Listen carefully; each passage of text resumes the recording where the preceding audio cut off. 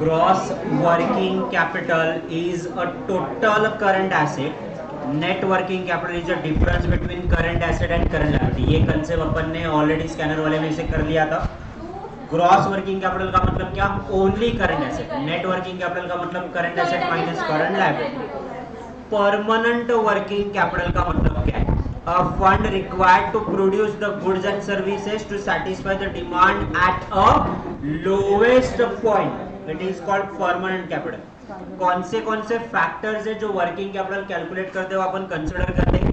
Firm की activity, industrial health of the country, availability of the material, then easy or the tightness of the money market and the working capital. Factor influence the cash including credit position, status receivable, inventory account, nature of the business and the risk associated with the it. Amount of time needed for the inventory to travel through the various process that directly affect the amount of investment.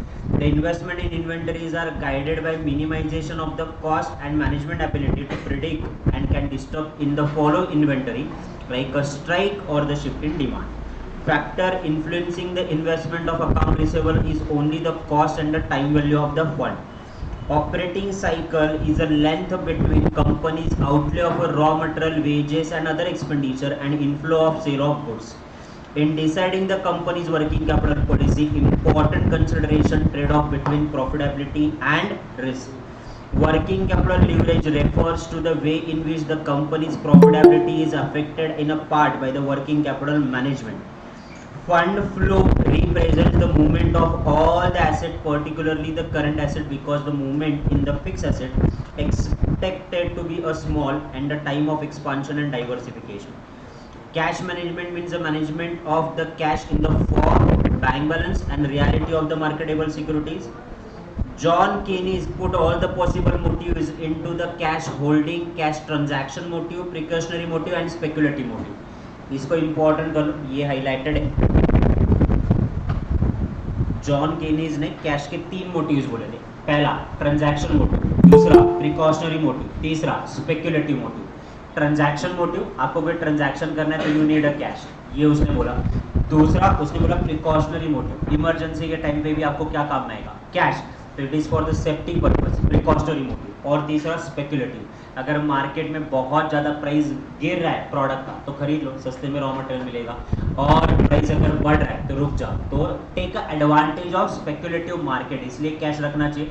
तो 3 motive के लिए cash रखा जाता है: transaction motive, precautionary motive and speculative motive. Inventory management as a core objective for optimum level of inventory, EOQ. हम लोगों को optimum level of order चाहिए, इकोनॉमिक ऑर्डरिंग क्वांटिटी चाहिए. वो कैसे मिलेगा? EOQ से मिलेगा. EOQ के अलग अलग एनालिसिस हम लोग करते हैं. EOQ का फॉर्मूला दिया है, that is 2AO divided by C, जहाँ पे आपकी इन्वेंटरी कॉस्ट क्या होती है? सबसे कम होती है. फैक्टरिंग का मतलब क्या होता है? इसको भी हाईलाइट करके रखो. Factoring is a type of financial services which involves outright of sale of receivable of the firm. Financial institution called factor specialise in the management of the term credit. एक एग्जाम्पल देता हूँ. किसी business के अलग अलग customers है, उस अलग अलग कस्टमर से आपको पैसा आने वाला है, बराबर. अब ये पैसा कब आएगा? 90 डेज का क्रेडिट आपने दिया तो 90 डेज बाद पैसा आएगा. तब तक हाथ पे हाथ रख के आप वेट करोगे कि पैसा कब आएगा, पैसा कब आएगा. यू हैव टू वेट, क्योंकि 3 महीने का क्रेडिट दिया है. Now as a financial instrument हम लोग इसका एक बंच बनाते हैं और ये बंच किसी एक व्यक्ति को क्या करते हैं? सेल करते हैं. और उस एक व्यक्ति को बोलते हैं कि देखो, ये जितने भी कस्टमर है ना, ये कस्टमर से 90 डेज में मेरे को 10 लाख रुपए आने का है, बराबर. तो ये 10 लाख का आपका क्या बन गया? बंच बन गया. ये 10 लाख रुपए तू कलेक्ट कर, ये 10 लाख रुपए तू क्या कर? कलेक्ट कर. और उसके बदले में पैसे मुझे क्या कर? अभी दे. तो इनको जो पैसा 90 डेज बाद मिलने वाला था, ये व्यक्ति क्या कर रहा है? इमीडिएटली इनको पैसे दे रहा है नाउ. और कलेक्ट करने की जिम्मेदारी किसने ली? इसने. अब ये पैसा व्यक्ति एडवांस में पैसा आपकी बिजनेस को दे रहा है, तो इस व्यक्ति का तो नुकसान है ना. पैसा कल को डूब गया तो ये व्यक्ति उसके बदले में, ये सर्विस के बदले में क्या चार्ज करेगा? Commission plus interest. जितना मैंने पैसा आपको दिया है उस पर इंटरेस्ट, और ये पैसा कलेक्ट करने के लिए मेरे को खर्चा भी तो आएगा, कमीशन. तो आपका फायदा क्या है, एज अ कंपनी आपके पैसे डिले हो जाएंगे, तो you can buy more raw material and you can sell more product, और इसका फायदा क्या है, इसको कमीशन भी मिल रहा है और इंटरेस्ट भी मिल रहा है। ज्यादातर ये प्रोसेस कौन यूज करता है, bank, that is process is called as what, factoring, कि आपको जो पैसा आने वाला है उसका एक बंच बना के हम लोग क्या करेंगे, मार्केट में रिकवरी ऑफिसर को भेज देंगे, जो रिकवरी करते बैठेगा आराम से। Then what is a current asset? Current asset include the cash, account receivable and inventory. Current liability, account payable, short-term borrowing and accrued liabilities. Now endogenous factor, a company's size, structure and strategy. Exogenous factor, a factor which is access and availability of banking services, level of interest rate, type of industry, product services sold, size, number, strategy of companies, competitor. Liquidity event, liquidity event का मतलब क्या है, event is a process of investor liquidate the investor position in a private companies and exchange the cash, that is called as a liquidity event. तो इसका जितना theoretical part था वो अपन ने कवर कर लिया। MCQs पे आ जाओ।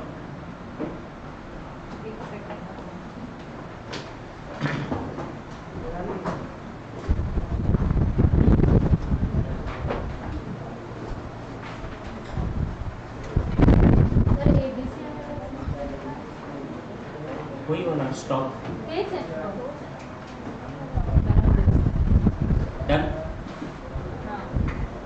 Now ABC analysis is useful for analysis of the inventory based on their usage and movement, reduction of total investment in material, determining the optimum level of stock and analysis of inventory based on availability. तो ये अपन ने material वाले chapter में already देखा हुआ है क्या, कि इन्वेंटरी की बात करते हैं कि कैसे स्टॉक को कैटेगराइज करना according to their quantity, usage. Yes, it is analysis of inventory. Option A. December 2019, consider the following factor. Gross operating cycle है, ग्रॉस ऑपरेटिंग साइकिल का मतलब टोटालिटी में आपका ऑपरेटिंग साइकिल कितना है, 80। ग्रॉस का मतलब इसमें सिर्फ करंट एसेट आएगा। Net operating cycle, current asset minus current liability, ये आपका नेट ऑपरेटिंग साइकिल कितना है, 55 डेज। रॉ मटेरियल का पीरियड कितना है, 40। कन्वर्जन पीरियड कितना है, 2 डेज। Finish goods 20।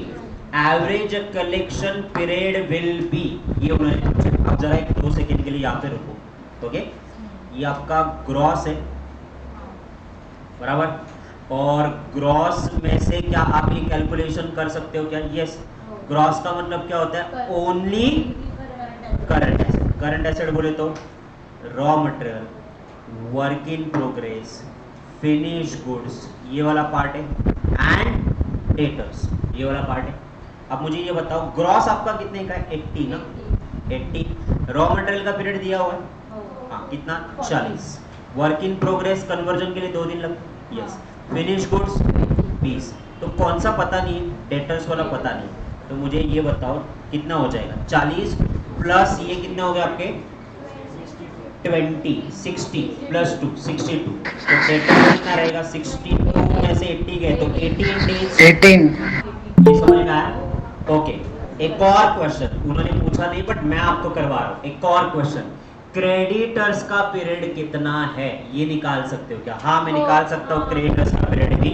अब मुझे ये बताओ, ग्रॉस अगर 80 है और नेट अगर 55 है, तो हम लोगों का रूल क्या है, देखो, raw material, work in progress, finish goods, debtors minus creditor. अगर ये 80 है बराबर, और ये 80 जाने के बाद बाहर आंसर कितना आ रहा है, 55 आ रहा है, तो क्रेडिटर कितना आएगा बैलेंस शीट में, 25। What the logic? ऐसे भी पूछा जा सकता है। चल कौन सा लिखना है, ये वाला done. December 2019, MNC expected to increase by 10% from the current year level 5 million.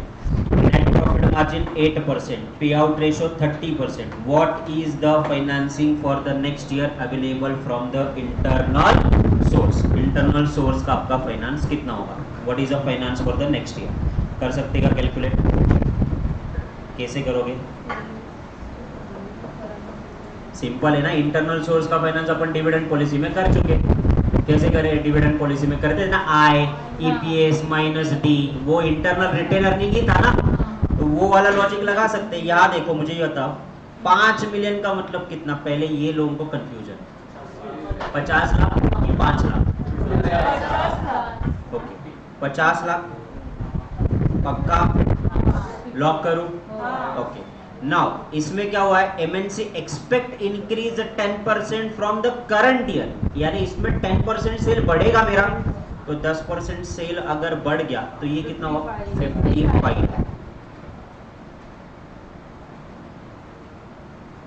55 lakh की सेल हुई आपकी, तो ओके, उस पे आपका प्रॉफिट कितना है? तो सर उस पे 8% मेरा नेट प्रॉफिट, तो मेरा नेट प्रॉफिट कितना आएगा? 8%। 8% प्रॉफिट आया मेरा 4,40,000। यहाँ तक आ गए क्या सब लोग? 4,40,000। इसमें किसी को कोई डाउट?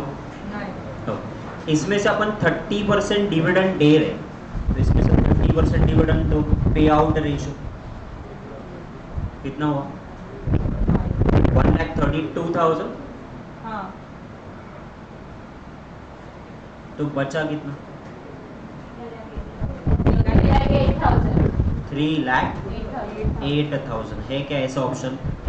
अब मुझे ये बताओ, इतना मैंने प्रॉफिट कमाया, इतने का मैंने डिविडेंड दिया, अब ये मेरा रिटेन अर्निंग हुआ ना? हुआ कि नहीं हुआ? हाँ, तो वो रिटेन अर्निंग में रीफाइनेंस कर सकता क्या? कि ये इंटरनल सोर्स का फाइनेंस है क्या? हाँ, ये इंटरनल सोर्स का फाइनेंस है। ओके, चलो नेक्स्ट वाले 2-3 एमसीक्यू आपको और उठा दिया।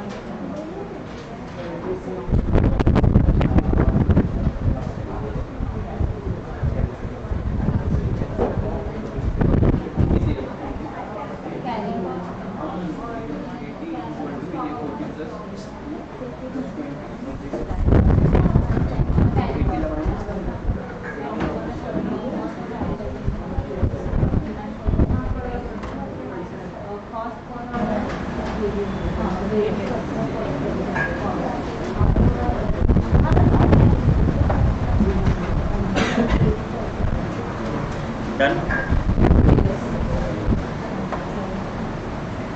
Okay. 2019 December, which of the following have not impact on a firm's treasury position? किसका इम्पैक्ट ट्रेजरी पे? ट्रेजरी का मतलब क्या? कैश पे इम्पैक्ट नहीं आएगा। डिविडेंड पे करेंगे तो 30 दिन के अंदर पे करना पड़ेगा, इसका इम्पैक्ट आएगा। टैक्स पे करेंगे तो भी इम्पैक्ट आएगा। फिक्स एसेट बाई करेंगे तो भी इम्पैक्ट आएगा। Bonus share upon free of cost देते हैं, ना पैसा आता है ना पैसा जाता है, तो it is a non cash transaction.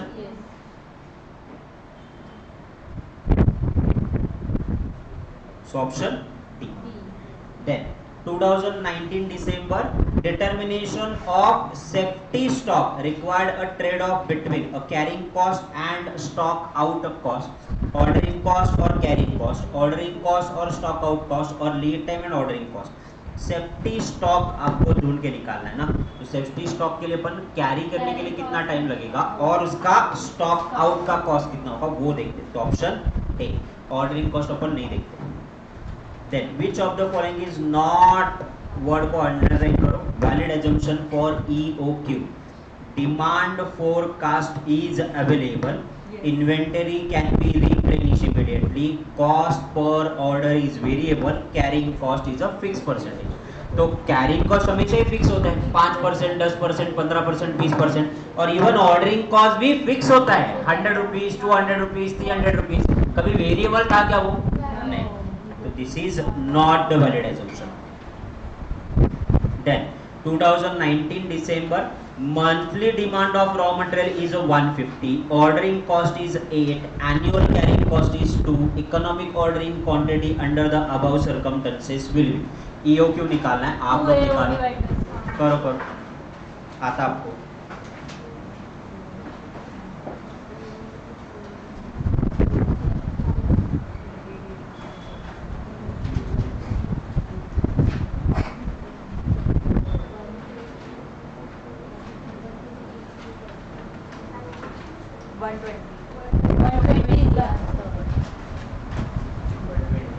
Online वाले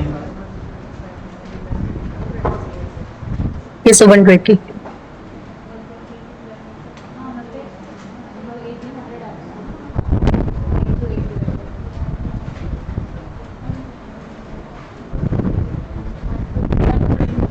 हाँ 2 सेकेंड,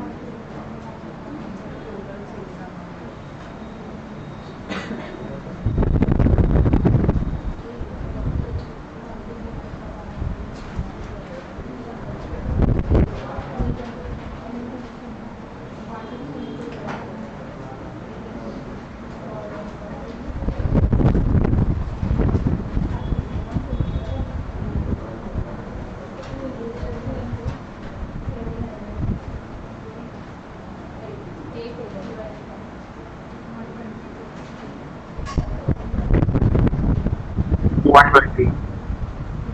120 सबका है। मंथली डिमांड दिया है 150, तो साल भर का डिमांड में कन्वर्ट करना पड़ेगा ए फॉर एनुअल रिक्वायरमेंट। तो साल भर के डिमांड में आपने कन्वर्ट कर दिया तो कितना आ जाएगा 1800।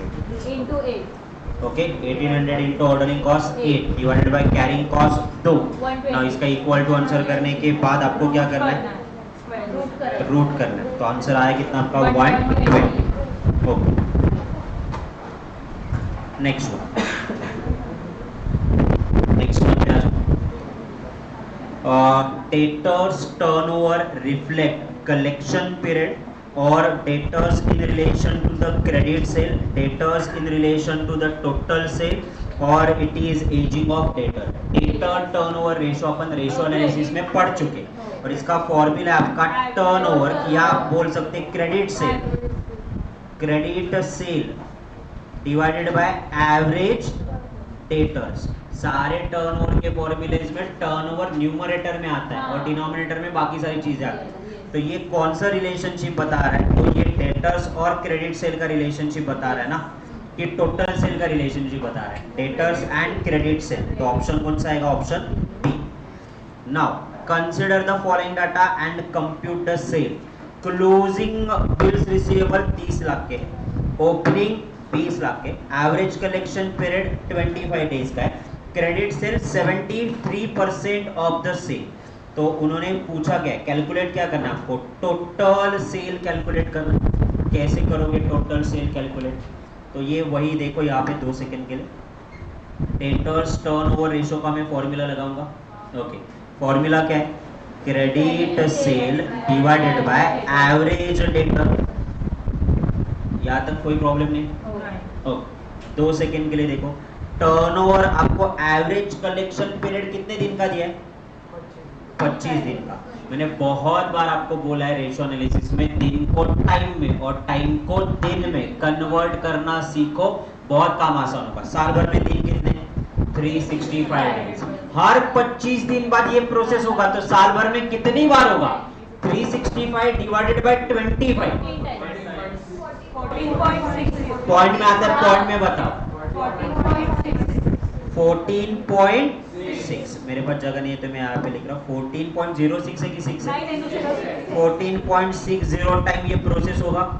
तुमको क्रेडिट सेल पता है क्या, नहीं सर वो निकालना है। एवरेज डेटर पता है क्या, वो निकाल सकते। ओपनिंग क्लोजिंग 30 + 20 50 डिवाइडेड बाय 2, तो वो कितना हो जाएगा 25 बराबर 25 लाख। अब ये इसको मल्टीप्लाई करेगा बराबर, तो क्या मिलेगा, क्रेडिट सेल। तो क्रेडिट सेल जरा कितना आया बताओ, 365 लाख बराबर ना। अपने को क्रेडिट सेल में इंटरेस्ट नहीं है, अपने को टोटल सेल निकालना है। और टोटल सेल का प्रोपोर्शन दिया हुआ है। क्या ये वर्ड जरा ध्यान से देखो, credit sale is 73% of the sale. Total sale के अगर 73% अगर क्रेडिट सेल है तो बाकी का 27% आपका क्या सेल है। तो ये 73% है ना, तो मैं इसको 73% से डिवाइड करूंगा तो 100% मिल जाएगा ना, क्या टोटल सेल, क्योंकि ये क्रेडिट सेल है 500। ये लॉजिक समझा गया सबको। 73 के लिए इतना, तो 100 के लिए कितना, क्रॉस मल्टीप्लाइड। 500 ऑप्शन है क्या? Yes, clear? Yes, sir. Sir एक बार रिपीट करो ना सर। क्या रिपीट करना है वो तो बोल। सर वो 14.60 टाइम्स कैसे है सर? साल भर में 365 दिन है, 25 दिन बाद डेटर से पैसा आता है। तो पहले 25 दिन में आया, दूसरी 25 दिन में आया, तीसरी 25 दिन में आया, चौथे 25 दिन में आया। तो साल भर में ये प्रोसेस कितनी बार होगा? 365 डिवाइडेड बाय 25 डेज पर। तो साल भर में ये प्रोसेस कितनी बार होगा? 14.6 टाइम्स होगा ये process. Yes sir.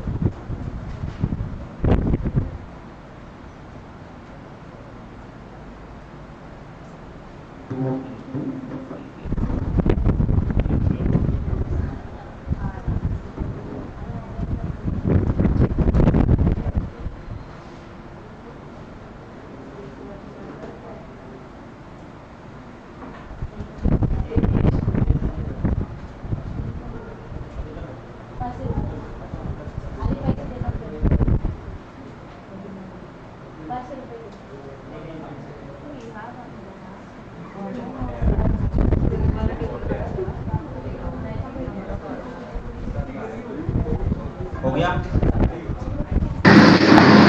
Sir 2 minute, दिसंबर 3 का बताओ सर, 2019। दिसंबर 3। हाँ yes sir, 2 minute. Yes sir 2 minute.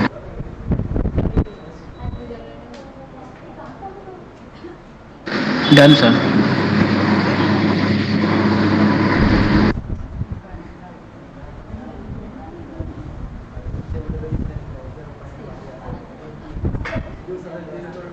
चलो आगे बढ़ो।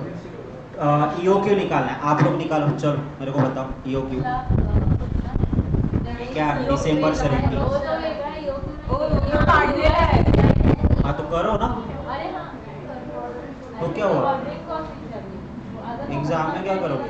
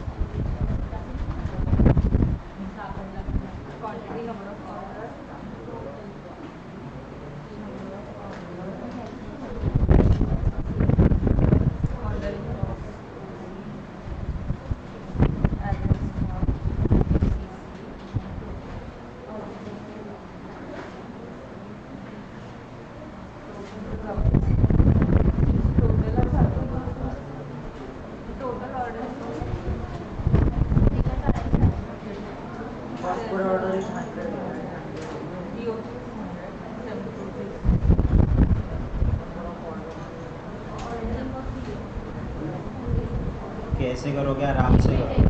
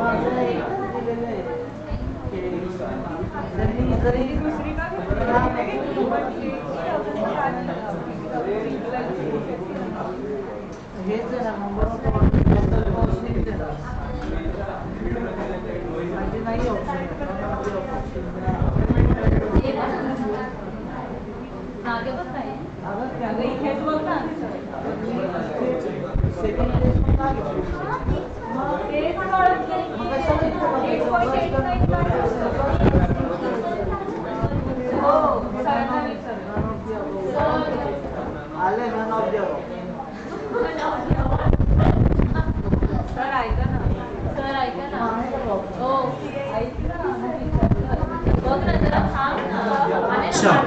EOQ of the firm is 7,200. The minimum order size stipulated by the supplier is 9,000 units. Utilizing the cash discount purchase, annual space for material unit is 80,000. Cost per order is 100. If the company decided to utilize the cash discount, saving in the ordering cost में saving कितना होगा ये उन्होंने पूछा। तो उसके लिए मेरे को सबसे पहले ये निकालना पड़ेगा कि टेबल ड्रॉ करना पड़ेगा और ऑर्डरिंग कॉस्ट की सेविंग निकालनी पड़ेगी। नाउ टेबल कैसे निकालते हैं, अपन लिखते हैं क्वांटिटी, नंबर ऑफ ऑर्डर और ऑर्डरिंग कॉस्ट। मैं बाकी जा ही नहीं रहा था, थिंक इज दैट मेरे को सेविंग कॉस्ट बाकी की निकालनी नहीं, मेरे को सिर्फ ऑर्डरिंग की सेविंग कॉस्ट निकालनी। नाउ ईओक्यू क्वांटिटी आप कितना है, ईओक्यू क्वांटिटी 60,200 है, बराबर। नाउ 7,200 क्वांटिटीज है, तो मुझे ये बताओ साल भर में मेरी रिक्वायरमेंट कितनी, 80,000, बराबर। तो 80,000 divided by 7,200, how many order है 11.11। इतने ऑर्डर देने पड़ेंगे, हर बार ऑर्डर देने का कॉस्ट कितना है 100। तो ये कितना खर्चा हो जाएगा मेरा 1110, ओके 11,000।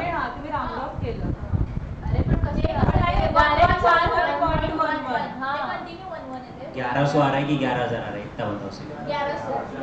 1110, तो लोड मत। देन नेक्स्ट वन आपने ऑर्डर कितने का दिया 9,000 क्वांटिटीज का ऑर्डर दिया। अब वो 80,000 डिवाइड बाय 9,000 करो, 8.89। इतने ऑर्डर देने पड़ेंगे आपको इंटू 100,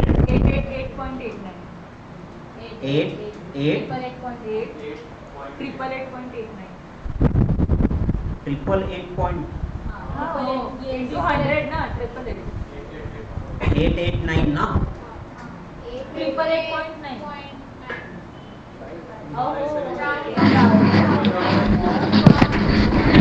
सर वो ऊपर वाला जो 11.11 है वो भी ऑर्डरिंग कॉस्ट से इंटू करे तो वो भी 1111 आएगा सर, जीरो नहीं आएगा लास्ट में। हाँ सर, जीरो नहीं लास्ट में। This is the cost. Now Yes, ये sir. बताओ, अगर मैं ईओक्यू देता हूँ तो 4 बार 11 यानी 111, ये मेरा कॉस्ट लग रहा है, और यहाँ पे कितना लग रहा है 889। तो मेरी कॉस्ट सेव हो रही है क्या, हाँ ऑर्डरिंग कॉस्ट सेव हो रही है ना, कितनी सेव हो रही है 222 कॉस्ट सेव हो रही है ना। इतनी कॉस्ट सेव हो रही है तो दैट्स द ओनली रीजन ना। तो अगर मेरा कॉस्ट सेव हो रहा है पर ऑप्शन ए ना, बी ना, सी ना, डी, तो डी लगेगा ना दोनों ऑफ दीस, क्योंकि 222 का कॉस्ट सेव हो रहा है, जो ऑप्शन उन्होंने दिया नहीं है। सुनो ना,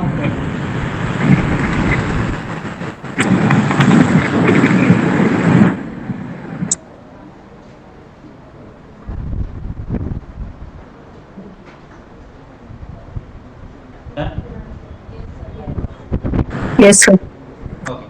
Cash management model is propounded by किसने, लिटनर, वॉल्टर, बॉमल और इट्स अ बर्डन। ये मॉड्यूल में है यार, एक बार चेक करो, मैं देखता ही है, मुझे भी नहीं कवर किया मैंने। करंट रेशो आपका कितना है 4:1। वर्किंग कैपिटल आपका कितना है 30,000। लिक्विड एसिड अगर स्टॉक आपका कितना है 8,000। इस टाइप के क्वेश्चन अपन ने रेशियो एनालिसिस में पहले भी करे हुए। तो पहले करंट रेशियो निकालो, कैसे, current asset divided by current liability, बराबर। ये रेशियो क्या आपका 4:1, current asset divide by current liability. इससे एक इक्वेशन बना, क्या इक्वेशन बना, current asset is equal to 4 current liability. ये इक्वेशन बना आपका। ओके, नाउ आप लिक्विड एसिड कैलकुलेट करने की कोशिश करो, यहां तक मैंने दे दिया।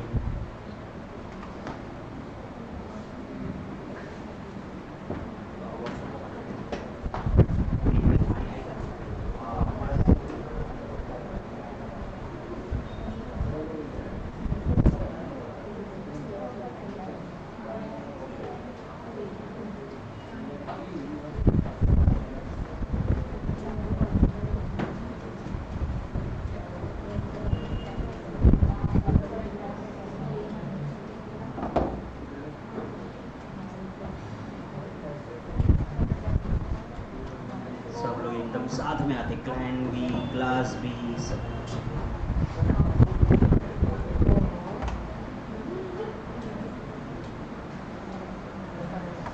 डन?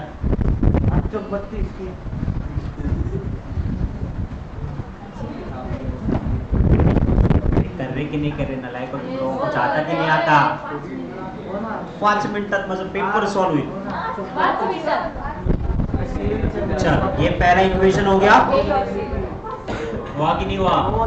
यस, पहला इक्वेशन हुआ। अब मुझे निकालना है लिक्विड एसिड। इसका रेशियो दिया है क्या आपको? 8 इसका रेशियो दिया है क्या? 32,000। लिक्विड रेशियो पता है क्या?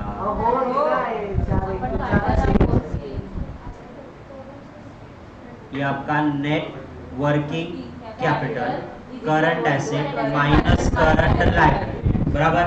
करंट एसेट का ही मतलब 4CL minus CL is equal to 30,000, तो 3CL इज इक्वल टू 30,000, तो CL इज इक्वल टू 10,000। ये इक्वेशन सॉल्व करके आया। ओके, तो करंट एसेट भी निकाल सकते 4 गुना करंट लायबिलिटी के, तो यानी ये कितने हुए? 40,000। ऑनलाइन वाले ये क्लियर सबको? करंट एसेट करंट लायबिलिटी हाँ सर। 40 में से 10 माइनस करो, उतने ही आता है क्या? 30। हाँ, रेशियो भी चेक करो, 40 डिवाइडेड बाय 10, 4:1 रेशियो आ रहा क्या? हाँ, तो क्रॉस कंफर्म, यानी ये फिगर मेरे करेक्ट है। अपने को निकालना क्या है वहां से? Amount of liquid acid if the stock is 8,000। अब मैं लिक्विडिटी का फॉर्मूला निकालूंगा ना। अब अमाउंट ऑफ लिक्विड एसिड, तो लिक्विड एसिड के लिए आपको ध्यान से देखो, लिक्विड रेशियो पूछे कि लिक्विड एसिड पूछे? एसिड। तो लिक्विड एसिड बोले तो क्या है? मैंने फॉर्मूला दिया आपको, क्या? Current acid minus stock minus prepaid expenses, ऐसे बोला होता मैंने। करंट एसिड कितना है? 40,000, स्टॉक 8,000, प्रीपेड दिया नहीं है, तो लिक्विड एसिड कितने हुए? 32। अब मैं बताता हूँ, मॉड्यूल के सामने फॉर्मूला क्या दिया लिक्विड एसिड का? Formula liquid acid divide by liquid liability. अब उससे क्या समझने वाला तुमको? लिक्विड एसिड बोले तो क्या आएगा? ये फॉर्मूले से काम बनता ना, इसलिए प्रोफेशनल लोगों से नॉलेज लेनी चाहिए। डन? कुछ भी फॉर्मूला देते हैं, liquid acid divide by liquid liability. और लिक्विड एसिड क्या आता है वो तो बताओ।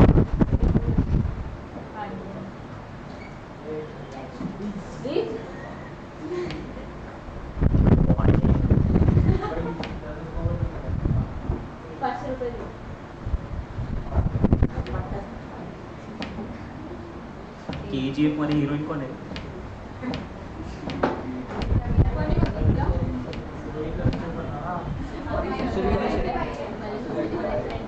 नाही का ती प्राईम मिनिस्टर दाखवले?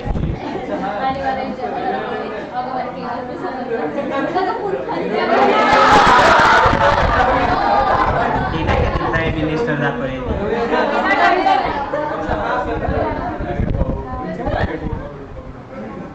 डन? चल, मोहसिन भाऊ डन ना? जाए आगे। 2019 Yes sir, done. economic ordering quantity determine the order size is the minimum the total inventory cost. Order size the cost is lowest. Order size where the carrying cost is minimum, और order size where on a discount on purchase. तो आपकी total inventory cost, total cost में दो आते हैं, ordering cost and carrying cost, ये दोनों minimise रहेंगे। मिनिमाइज से भी इंपॉर्टेंट ज्यादा क्या है कि सेम रहेंगे। ये टेबल वाले कॉस्ट दे के भी आपको ना पर यूनिट ऑर्डरिंग कॉस्ट या पर यूनिट कैरिंग कॉस्ट भी पूछा जा सकता है। Next one 2019 December, arrangement where bank allows a borrower to drop to certain limit for the working capital finance is known as bridge loan, cash credit, term loan, leverage। सब लोगों को पता है कैश क्रेडिट बोला जाता है कि तुम्हारे अकाउंट में पैसे नहीं है फिर भी विड्रॉ कर, अकाउंट्स में 11 से पढ़ते आ रहे। Fund represented by cheque which has been issued but which has not been debited to the bank technically is referred as check issue but not debited। तो नॉट डेबिटेड का मतलब चेक दिया तो है अपन ने बट अभी तक पेमेंट नहीं हुआ है, तो इन डिवेंचर, फॉरवर्ड, फ्लोट और proxy, it is on float.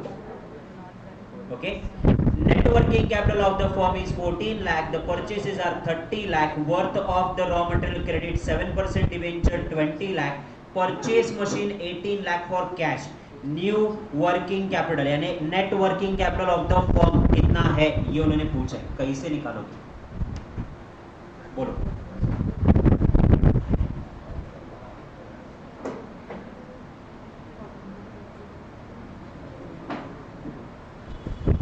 कैसे निकालोगे?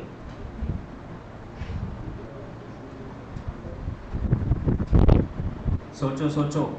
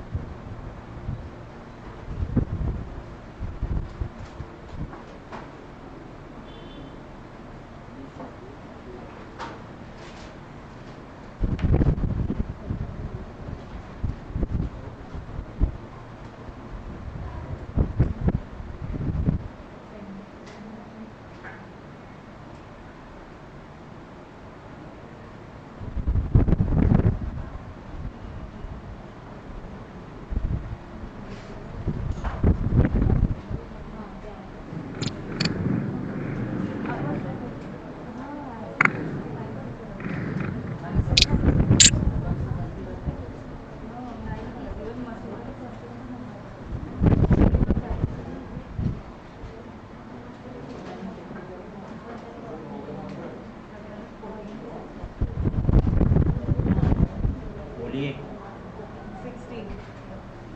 16 कैसे पढ़े?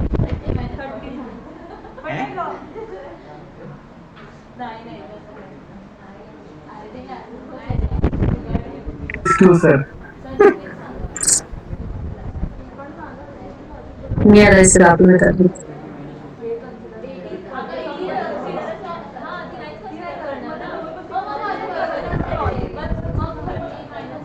कंसिडर नहीं होगा, कैश गया ना तुम्हारा।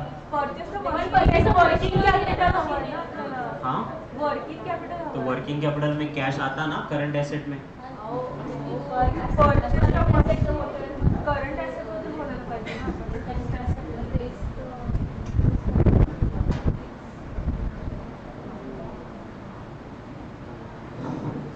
चलो मेरा पहले वर्किंग कैपिटल कितना था? 14 lakhs। लाख का मेरा वर्किंग कैपिटल था। Okay, now purchase 30 lakh of raw material on credit. तो क्रेडिट पे रॉ मटेरियल आप लेके आए हो, तो क्रेडिट पे रॉ मटेरियल लेके आओ तो मुझे ये बताओ कि आपका स्टॉक आया क्या? करंट एसेट बढ़ा तो मैं 30 लाख ऐड करूं, बट स्टॉक के साथ साथ क्रेडिटर भी तो बढ़ा ना, तो 30 लाख को क्या करेंगे? माइनस करेंगे। इस पे किसी को कोई डाउट?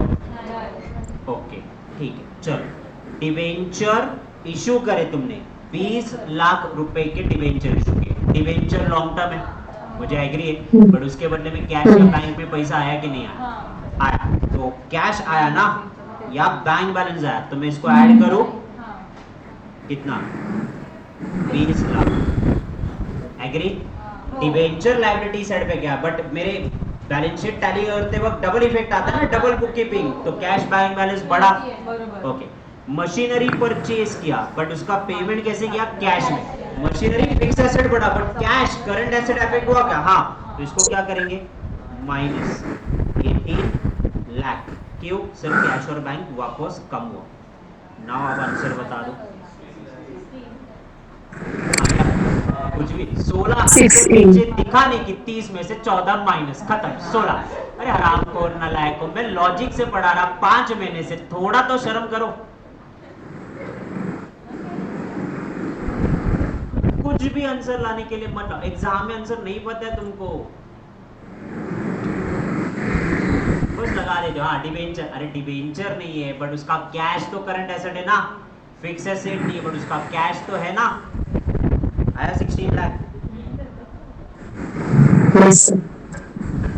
तुम लोग एक चीज भूल रहे हो, सीसीटी नहीं है, तुक्का मार के आंसर निकाल देंगे और आ जाएगा। नेगेटिव मार्किंग है, बोलो नहीं। अगर बोल रहे हो तो ऐसे गजनी की तरह लिख के रखो हाथ पे। December 31, 2020, annual cash requirement is 25 lakh.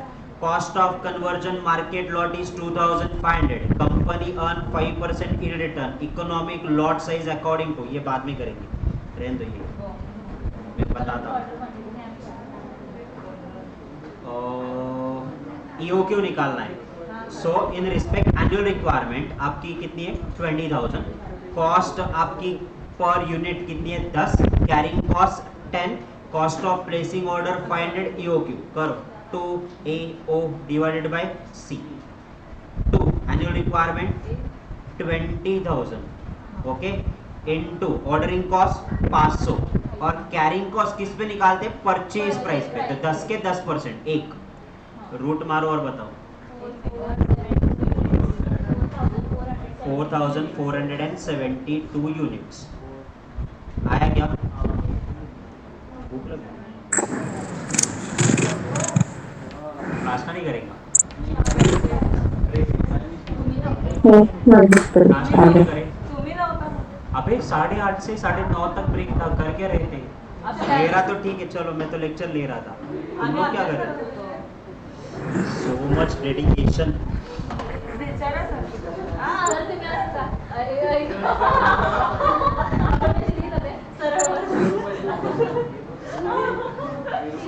कितने पढ़े गए थे? सर नको तुमच्या शर्टाला Pusa. What will be the operating cycle period for the raw material? Stored 2 months, processing was 2.5 months, remaining 15 days. Debtors allowed at 60 days. Credit received from supplier is 1 month. तो आपको operating cycle निकालना पड़ेगा यहाँ पे। Operating cycle कैसे निकालना है अपन ने सुबह देखा था फॉर्मूले में। ओके, अब प्रॉब्लम मेरे लिए क्या है, ध्यान से देखो।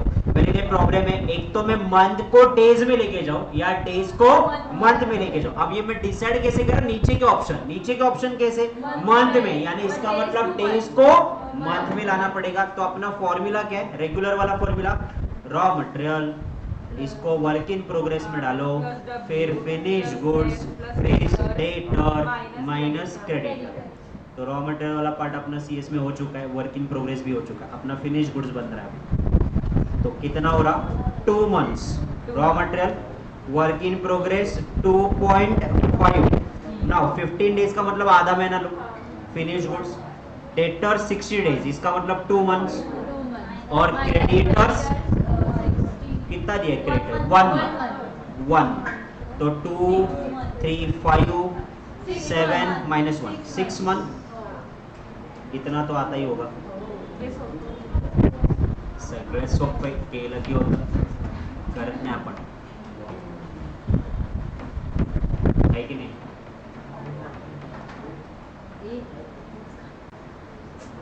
त्याला 4 विषय कर म्हणलं तर होत नाही, 4 मुली कशा सांभाळतो बघतो, इथं मल्टीटास्किंग होतं। Current asset are twice the current liability. If the net working capital is 60,000, current asset would be,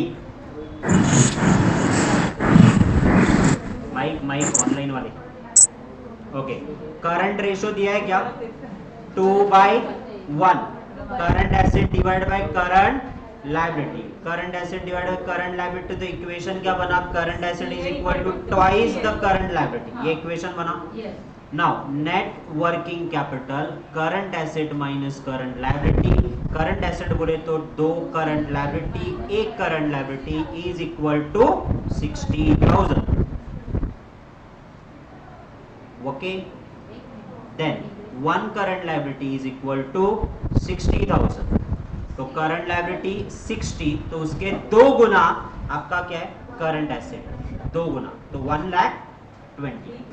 okay, तुला नाही कळते ते सांगतोय आमची दिवस, त्याला तो समजवते, त्याला कळलंय। तो असं मला पाहिजे. चल डन, या अभ्यासाचं बोलते, त्याशिवाय रिप्लाय बोलत नाही। आमचं डील झालंय काल, फक्त अभ्यासाविषयी। तर याला सांगा. ह्याला पण डन, ऑनलाइन वाले, फक्त अभ्यास करायचा. Yes, sir, done. चल क्या हो गया, बोर हो गए क्या सब लोग? नाही. नहीं ना?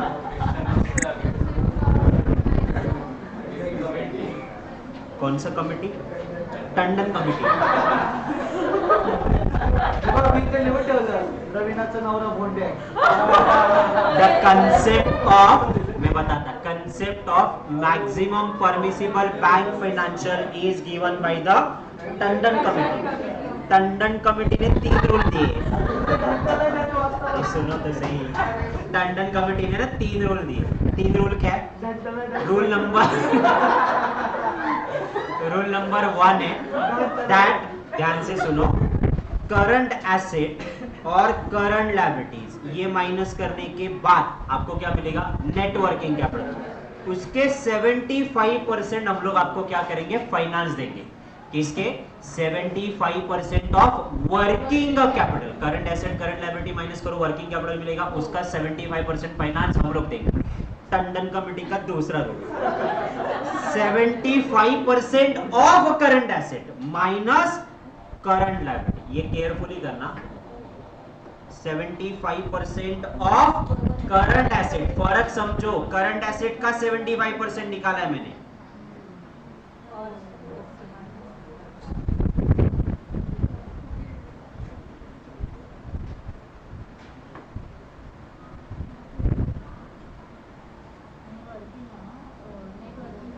यहां तक आएगा क्या सब लोग?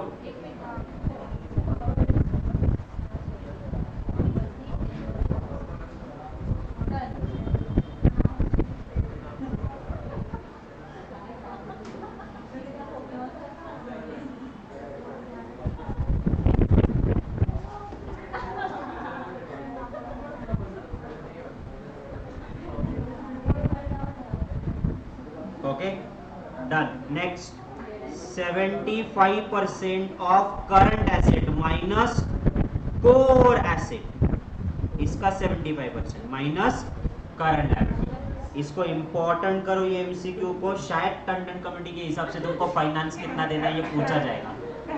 अरे जेन्युइनली मजाक नहीं कर रहा, क्योंकि सीए में इसमें क्वेश्चन आते थे हम लोगों को।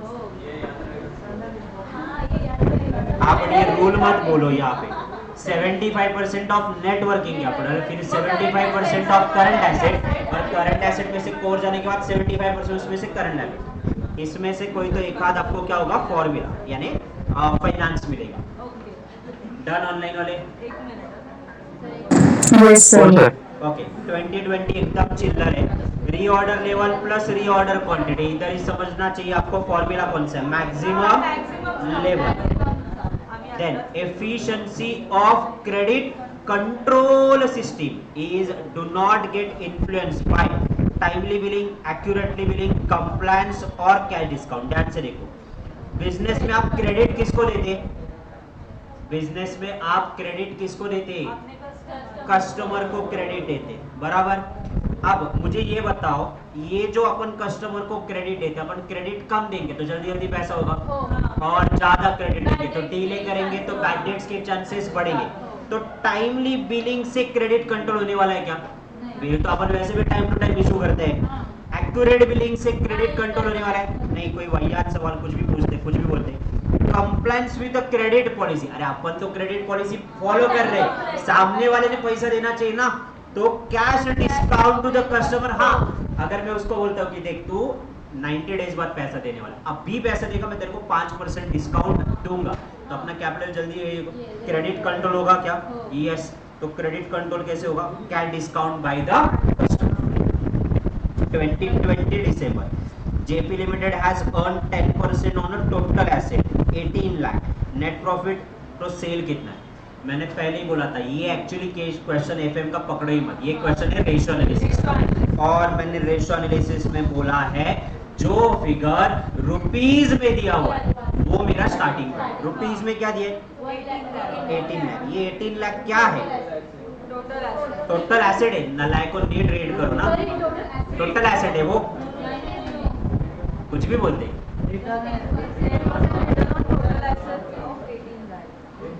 क्या ये 18 lakh return on total asset. अब एसेट डालोगे तो रिटर्न में क्या मिलेगा? प्रॉफिट। तो ये 18 लाख आपका क्या है? प्रॉफिट। कितने परसेंट रिटर्न मिले आपको? 10% रिटर्न मिले ना आपको, तो 10% रिटर्न मिले हैं ऑन योर टोटल एसेट, बराबर। तो 18 लाख को 10 से डिवाइड करोगे तो टोटल एसेट मिलेगा। तुमको टोटल एसेट निकालना है क्या?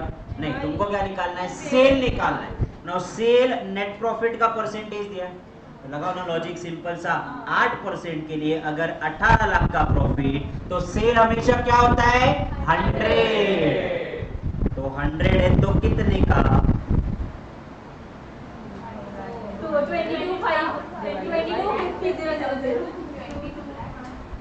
22 ऑप्शन डी।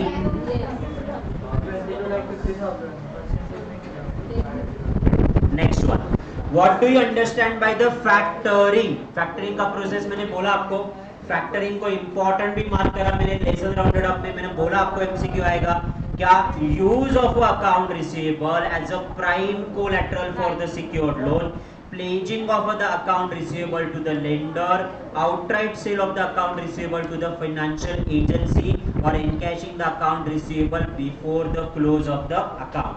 तो ये क्या है? तो हम लोग क्या कर रहे हैं? ये अकाउंट का पैसा रिकवरी करने का जो प्रोसेस है, अपन ये क्या करें? आउटसोर्स कर रहे हैं, अपन खुद नहीं कर रहे। तो ऑप्शन क्या? Outright the sale account receivable to the financial agency. पैसा तुम रिकवर करो और हमको पैसा क्या करो? एडवांस में। डायग्राम दिया था लिख के, अब भी लिखा आप लोगों ने। चलो ना, Tandon committee calculate the maximum permissible finance by the Tandon committee. तो टंडन कमिटी का पहला रूल क्या कहता है? 75% of net working capital. Okay, wait करो, अब मुझे वर्किंग कैपिटल निकालना पड़ेगा ना। करंट एसेट, जरा कैलकुलेटर लो। क्रेडिटर नहीं आएगा, करंट लायबिलिटी नहीं आएगा, डिवेंचर नहीं आएगा, फिनिश गुड्स आएगा, रिसीवेबल आएगा, करंट एसेट आएगा। तो ये करंट एसेट जरा कितने हुए जरा बताओ? 800 ना। 800 में से करंट लायबिलिटी माइनस करेंगे, क्रेडिटर आएगा, करंट लायबिलिटीज आएगा 200, तो ये बचे कितने? 600। 600 का 75%। हो गया ना ऑप्शन? काय को टाइम वेस्ट कर रहे हैं? Option D. रूल पता है ना? 75% of current asset minus current liability, यानी नेटवर्किंग कैपिटल।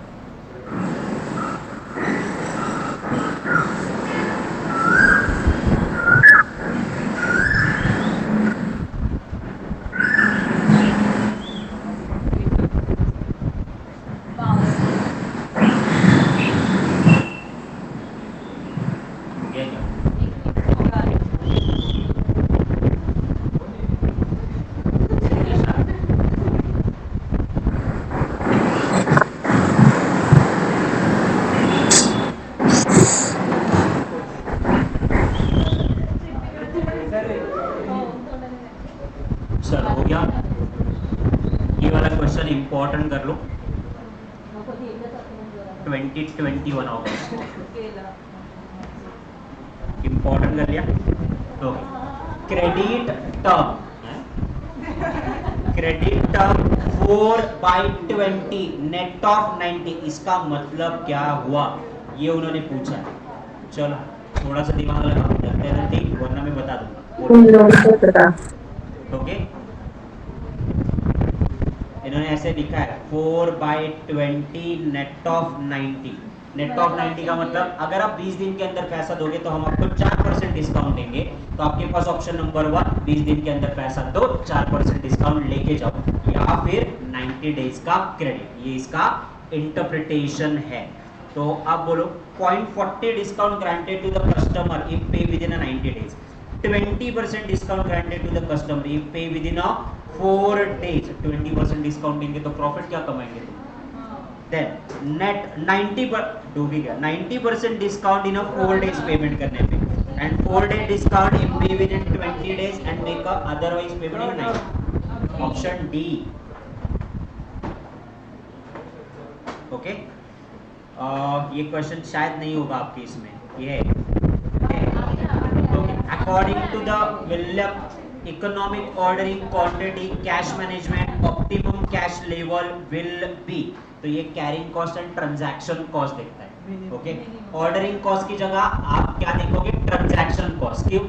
ये आपका कैश का इकोनॉमिक पॉइंट बताता है, दैट्स व्हाई। ऑर्डरिंग कॉस्ट को रिप्लेस कौन करेगा? Transaction cost. ओके, नाउ ये वाला चिल्लर है जो निकाल, बस मेरे को आंसर बोल दो।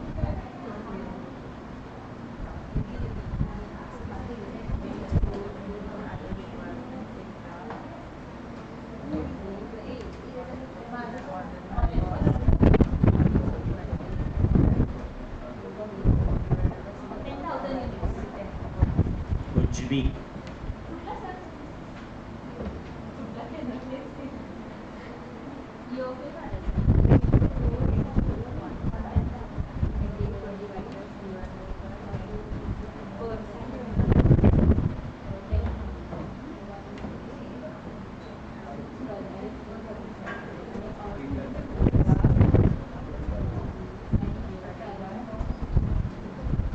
चलो बोलो।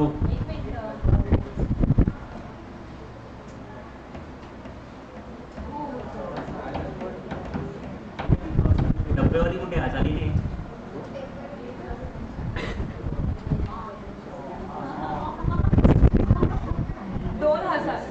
हैं?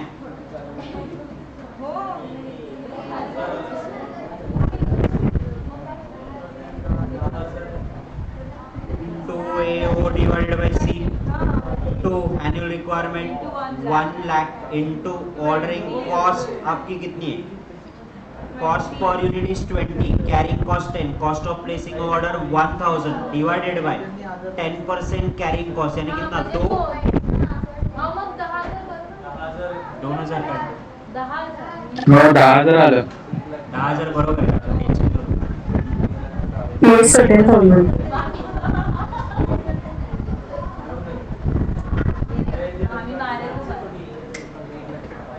अभ्यास तिला माहिती आहे, मजाक करतो. नंतर मग म्हणते "हे सर नाचत बोल."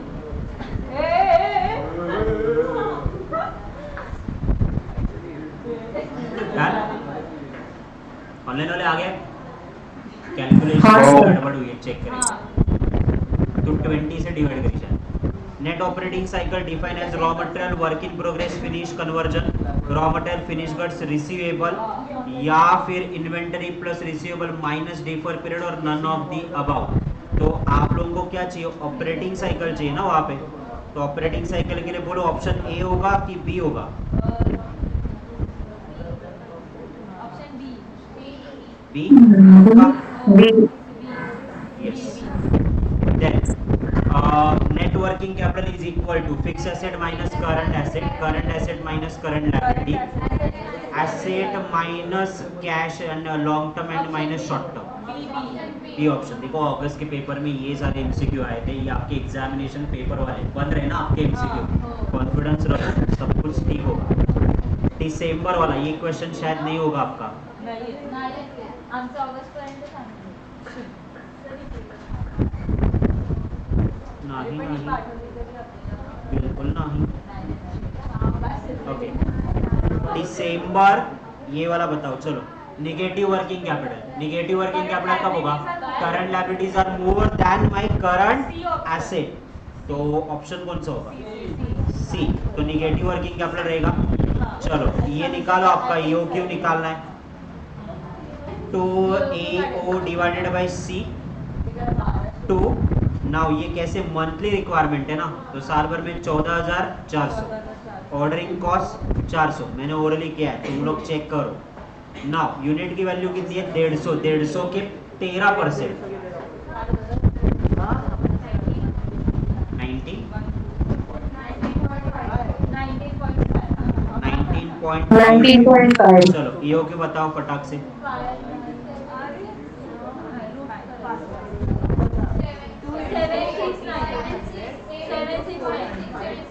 Option B.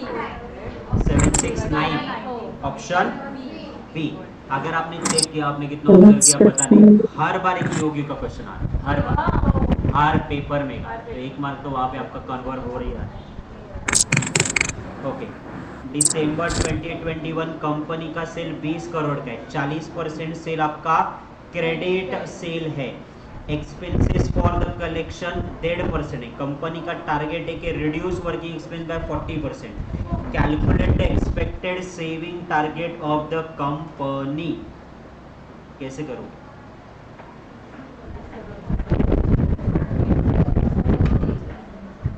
सोचो।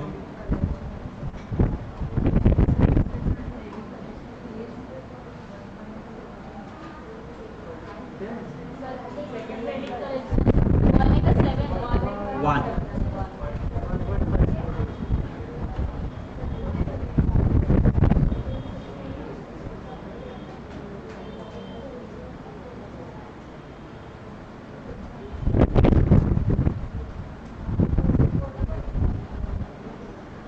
बोलिए।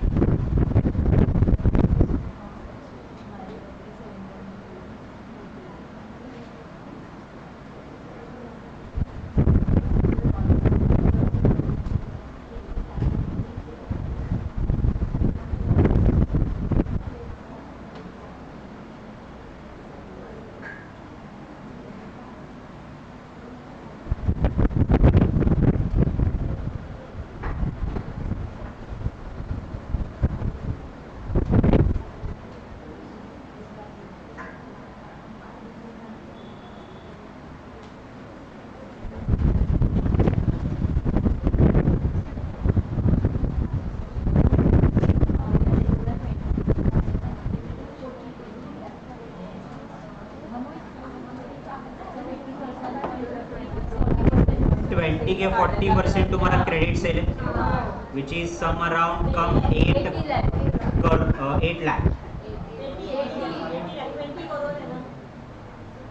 80 लाख सम अराउंड। ओके, ना उसमें से 40% आप एक्सपेंसेस सेव करोगे ना, सेविंग, तो ये 3.2 की सेविंग हो जाएगी। तो आपका नेट टारगेट कितना रहेगा? 4.8, ऑप्शन ए।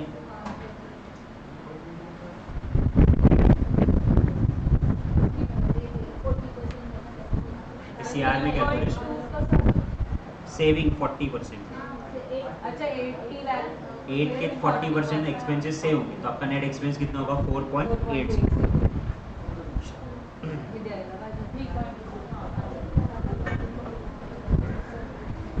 दिसंबर, ये वाला सामने देखो, दिसंबर 2021 ऑपरेटिंग साइकिल पीरियड निकालना, ग्रॉस या नेट कुछ नहीं बोला है, तो एज्यूमेट एज अ नेट बेसिस।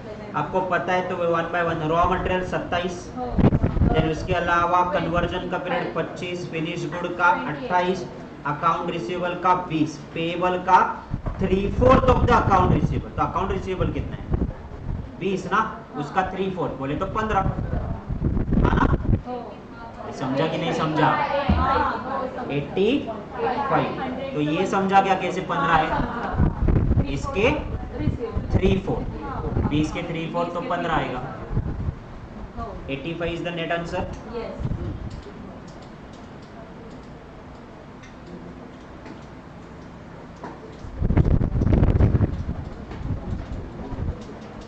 ये रेंज इतनी इंपॉर्टेंट नहीं है।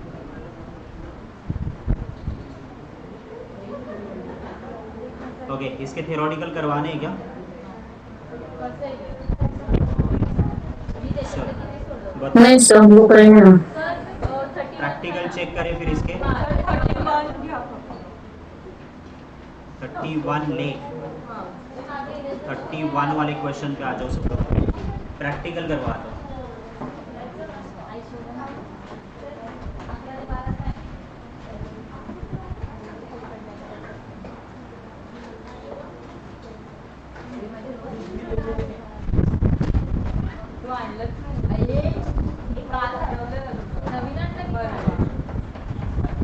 आगे 31 क्या हुआ? ठीक आहे ना, सोनं हरवल्यासारखं करतात, नंतर सोडून बसा बसा खाली.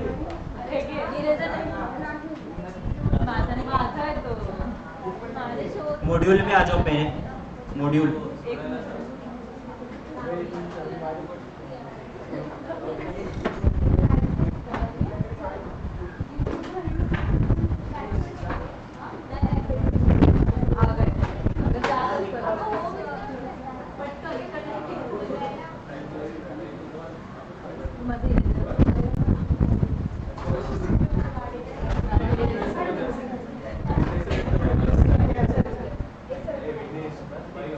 चैप्टर नंबर 7 मॉड्यूल पे आ जाओ.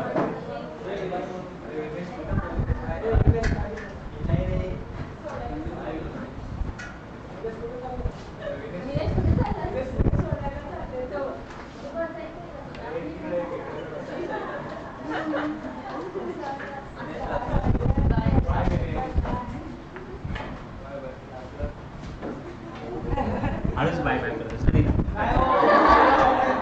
सगळ्यांचं लक्ष नाही लगेच बाय बाय.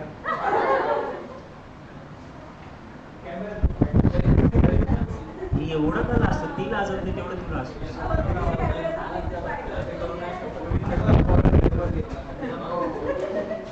काय झालं असं, सोडू नकोस तिला, विनेश मारेल तुला.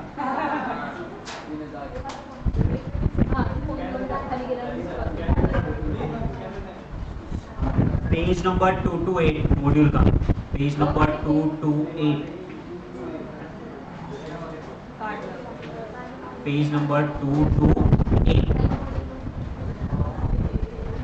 ओके, ये फॉर्मूले याद नहीं है आपके, दैट्स व्हाई 31 का एमसीक्यू नहीं बन रहा आपका. रॉ मटेरियल का पीरियड कैसे निकालेंगे? Average value of raw material divided by consumption of raw material per day. उससे क्या मिलेंगे? Number of days, production, average value of work in progress divided by average cost of production per day. ये days में मिलेगा. Average value of finish goods divided by cost of goods sold per day. Then आपका customer, the average receivable divided by credit per sale day. उससे क्या मिलेगा? Operating cycle. ये चारों फॉर्मूले एक बार अभी गो थ्रू करो.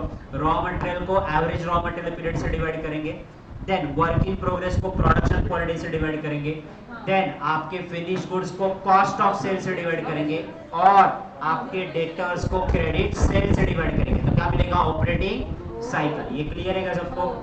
एक बार देख लेना तो देख लो. डन.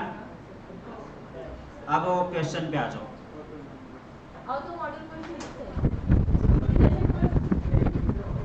1,80,000 ये आपका रॉ मटेरियल है ना, बराबर.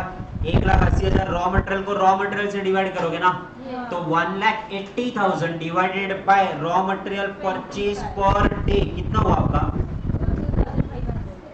2,500 डिवाइड करो ना 72. रॉ मटेरियल का आया क्या? ओके. वर्क इन प्रोग्रेस को आप डिवाइड किससे करते हो? Work in progress, actually production. Production पता है क्या आपको? प्रोडक्शन पता है? नहीं पता. तो क्या करेंगे फिर? करो कॉस्ट ऑफ सेल से डिवाइड. 2000, तो ये कितना आएगा? 96 डिवाइडेड बाय 2000. 2000 है ना ये cost of cell.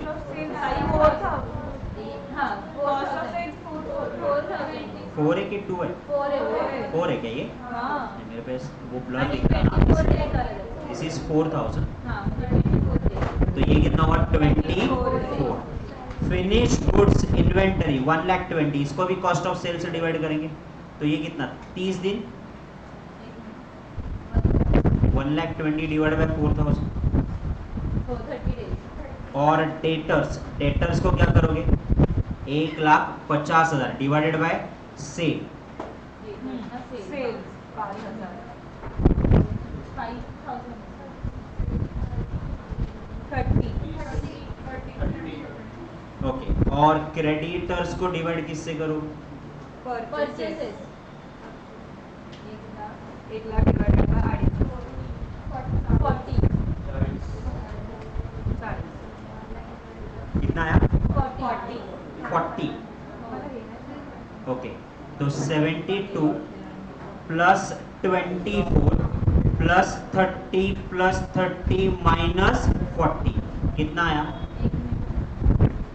72 plus 24 plus 30 plus 30 minus 116 है क्या ऑप्शन है आप क्लियर है मैंने एवरेज रॉ मटेरियल को रॉ मटेरियल से डिवाइड किया देन वर्क इन प्रोग्रेस को कॉस्ट ऑफ प्रोडक्शन से डिवाइड करूंगा नहीं दिया तो cost of cell finish goods को भी कॉस्ट ऑफ सेल से और डेटर्स के लिए सेल से डिवाइड करूंगा तो मुझे ये पर डे समझ में आया ओके क्रेडिटर्स को रॉ मटेरियल से now raw material plus work in progress plus finish goods plus debtor minus creditor operating cycle समझ में आया हाँ. सर हाच क्वेश्चन. क्या डिफिकल्ट था नाही. कुछ भी डिफिकल्ट नहीं था ना इजी वन हो. क्यों डाउट था हाँ. ये वाला होमवर्क पे ट्राई करोगे 32 हाँ. पक्का अब तो लॉजिक तो समझ में आ गया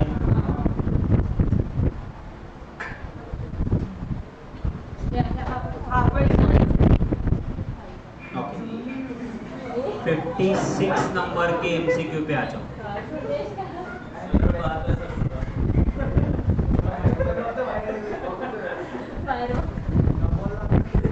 काय करते बाहेर गेली की नाही सोडूनच आहे ना डायरेक्ट कॉन्टॅक्ट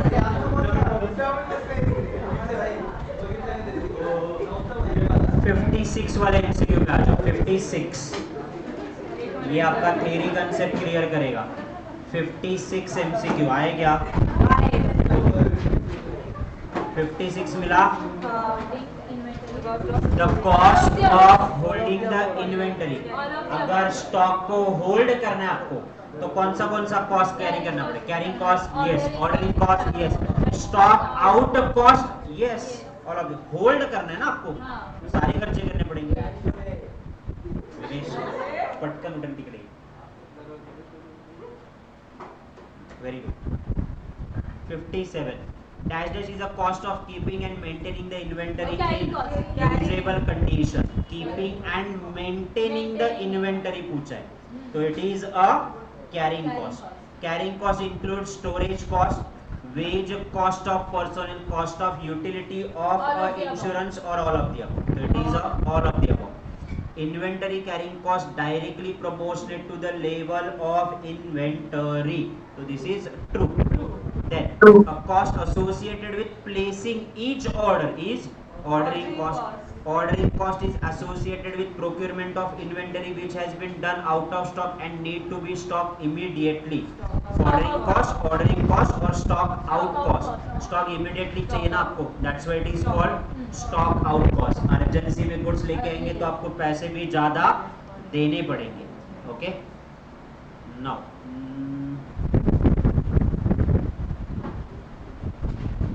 क्वेश्चन नंबर 68 पे आ जाओ क्वेश्चन नंबर 68 ये आप लोग ट्राई करो इमीडिएटली क्वेश्चन नंबर 68 4,000. करो करो कैलकुलेट सब लोग answer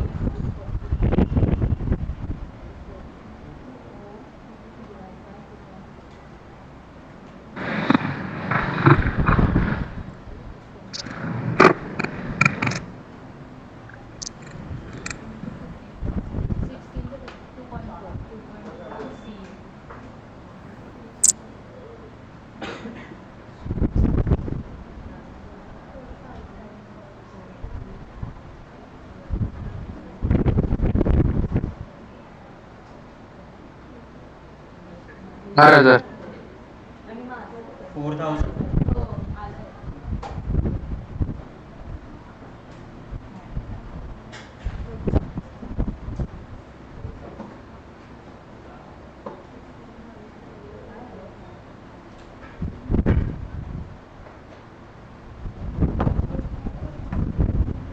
done.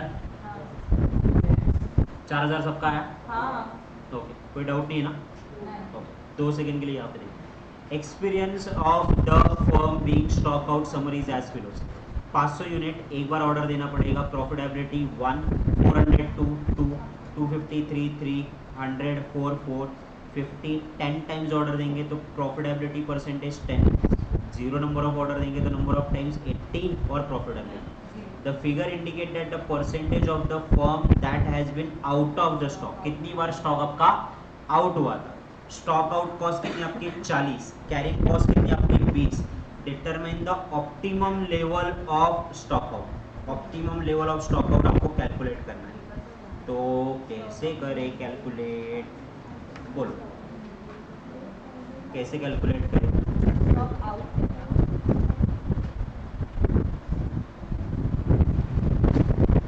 Minimum stock level. Minimum stock consider करेंगे, optimum level of stock out inventory. इसका मतलब क्या हो, ध्यान से देखो। आपने जब 500 यूनिट बोला था ना स्टॉक यूनिट रखने के लिए, तो एक बार स्टॉक आउट हो चुका था, हाँ बराबर। आपने जब 400 क्वांटिटीज का स्टॉक यूनिट लिखा था ना, नंबर ऑफ यूनिट, तो 2 बार स्टॉक क्या हुआ था? आउट हो चुका था। तीसरी बार आपने 250 का लेवल डिसाइड किया स्टॉक आउट, तो कितनी 3 बार आउट हुआ। 100 का किया 4 बार आउट हुआ, 5, 50, 10। अब 0 तो नहीं रख सकते ना, 0 स्टॉक आउट तो कभी स्टॉक आउट ही नहीं होगा। हाँ। तो मिनिमम आपको कितना रखना पड़ेगा? 50। Option D. ओ क्या sir okay, I am not wasting the time in calculating that EOQ। आपको बहुत अच्छे से आता है हाँ वो। बहुत जैसे मैंने इसका कोट कर 93 वाले MCQ पे आ चुके हैं। 3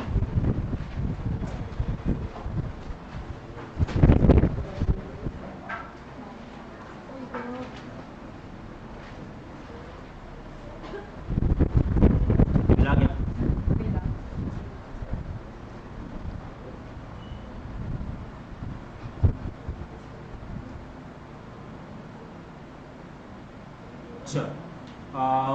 उन्होंने दिया हुआ है the cost of inventory conversion period from one financial variable as given below.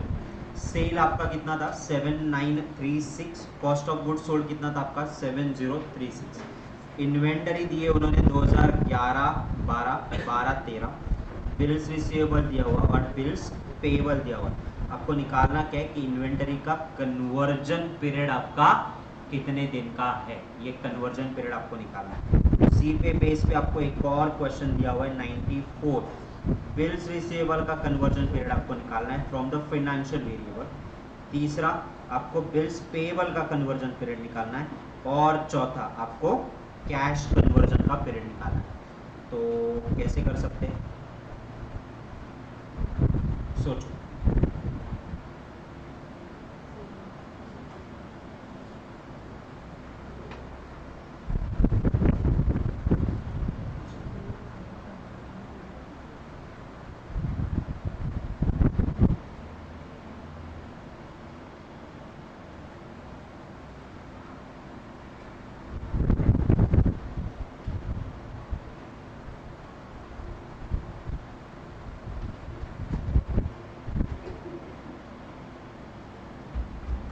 आपको आंसर कैसे निकालना है? आपको आंसर कैसे निकालना है? डेज में आंसर निकालना है। ओके, नाउ ध्यान से देखो, आपको क्या निकालना है? इन्वेंटरी कन्वर्जन पीरियड ना। तो इन्वेंटरी कन्वर्ट होने में कितने दिन लगते हैं, तो इसीलिए तो अपन स्टॉक इन्वेंटरी रेशियो पढ़ते हैं ना। हाँ स्टॉक इन्वेंटरी का फॉर्मूला क्या है? Cost of goods sold divided by average inventory ratio. Analysis में ये फॉर्म पढ़े हो आप लोग, ये फॉर्मूला है आपको। यस, इन्वेंटरी कितनी है? 7036। ओके, नाउ एवरेज इन्वेंटरी का मतलब क्या? Opening closing divided by 2। 940 936 divided by 2 938। तो ये कितना है? टाइम्स। कितने टाइम्स आए देखो?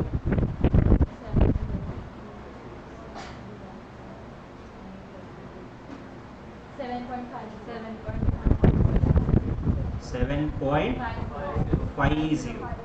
तो 7.50 टाइम्स, ये आ गया।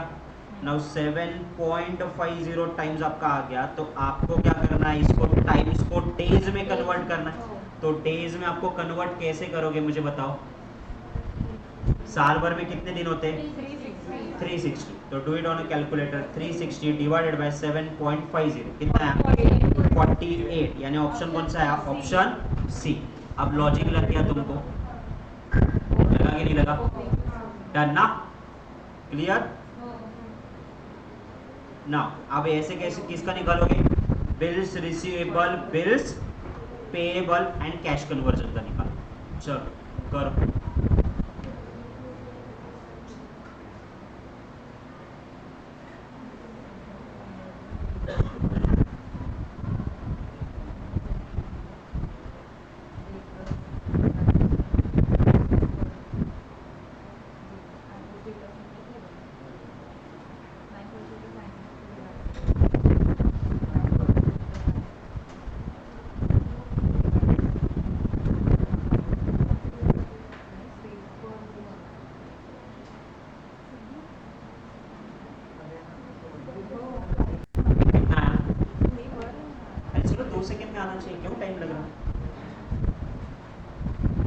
बिल्स रिसीवेबल ड्रॉन किस पे करते हैं? डेटर पे। डेटर बोले तो कस्टमर, कस्टमर बोले तो सेल। तो sale divided by average bills payable. कितने टाइम्स आया तुम्हारा?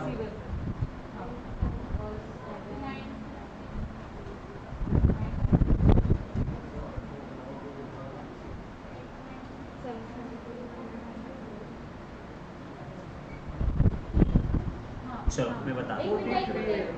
7936 ये आपका सेल है। Bills receivable opening closing divided by 2। 43.8 bills receivable opening closing divided by 2 कितना? 952। कितना टाइम? 8.33 टाइम्स। अब करो 365 डिवाइडेड बाय 8.33 टाइम्स 43.8 हुआ। Now bills payable. अब बिल्स पेएबल के लिए बेस क्या पकड़ोगे? बिल्स पेएबल ना, तो एवरेज निकालो पहले। 606 और 608 डिवाइडेड बाय 2।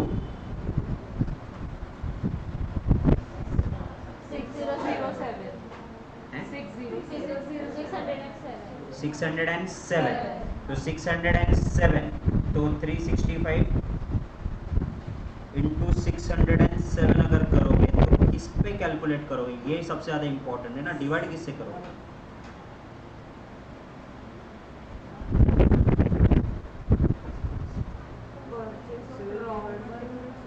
बिल्स पेएबल किस पे कैलकुलेट करोगे? पण जर नसेल तर सेल्सवर सेल झाले ना, परचेसेसवर केलं जातं.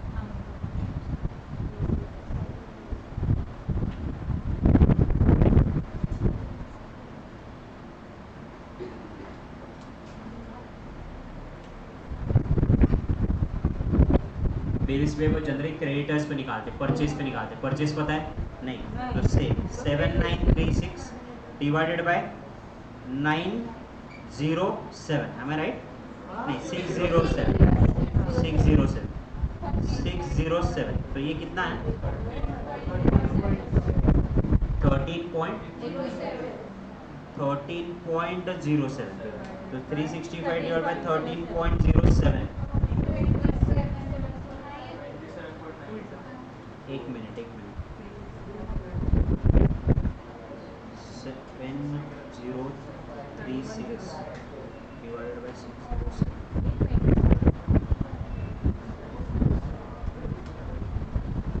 अरे but cost of goods sold पे निकालो ना, सेल से बेटर है वो। ये क्यों कर रहे? कॉस्ट ऑफ गुड्स सोल्ड में आपका परचेज इंक्लूड होता है ना बिल्स पेएबल पे। 7036 11.59 365 into 11.59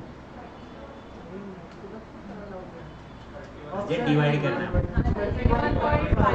31.50। Okay. Now cash conversion वाला कैसे करोगे? कैश कन्वर्जन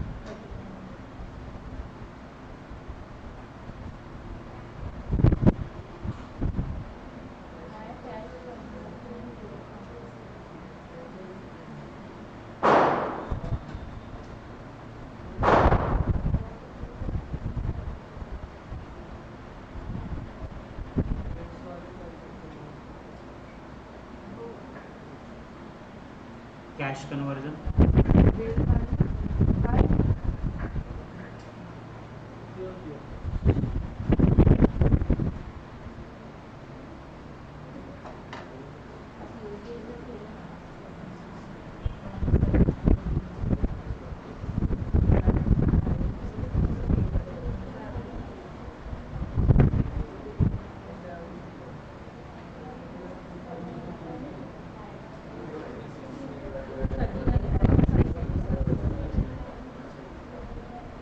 सिर्फ मैं कितनी बार बोला हूँ कि थियोरटिकली रटो मत, समझो इसको।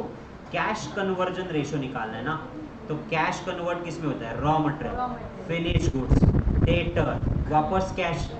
ये ऑपरेटिंग साइकिल से ही कैश कन्वर्ट होने में कितना दिन लगेगा वो बताया ना। इन्वेंटरीज में, इन्वेंटरी का दिन कितना है तुम्हारा? 48 ना। डेटर्स का पीरियड कितना है तुम्हारा? वो बिल्स रिसीवेबल डेटर्स का कितना? 43। उसमें से क्रेडिटर का पीरियड माइनस करो, 31 कितना? 61 डेज। वो पॉइंट में अपन ने राउंडेड ऑफ करे हुए, तो 61 आया क्या? तो ये कौन सा है? साइकिल वाला। करो, ये थोड़ा सा हटके क्वेश्चन था, अलग इंपॉर्टेंट करो, ये कभी भी जाते आते रिवाइज करो।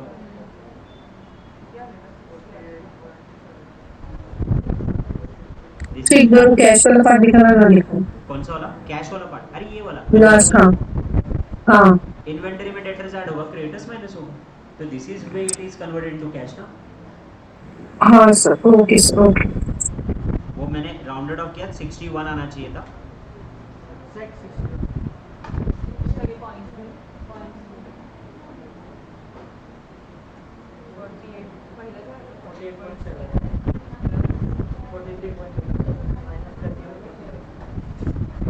ईओक्यू वाले क्वेश्चन करोगे?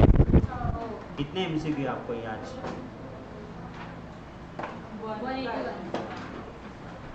181। कल करे कि नहीं करे आपने इसके डिविडेंड पॉलिसी के? तो डिविडेंड करें पॉलिसी सर। के कितने बाकी है कल?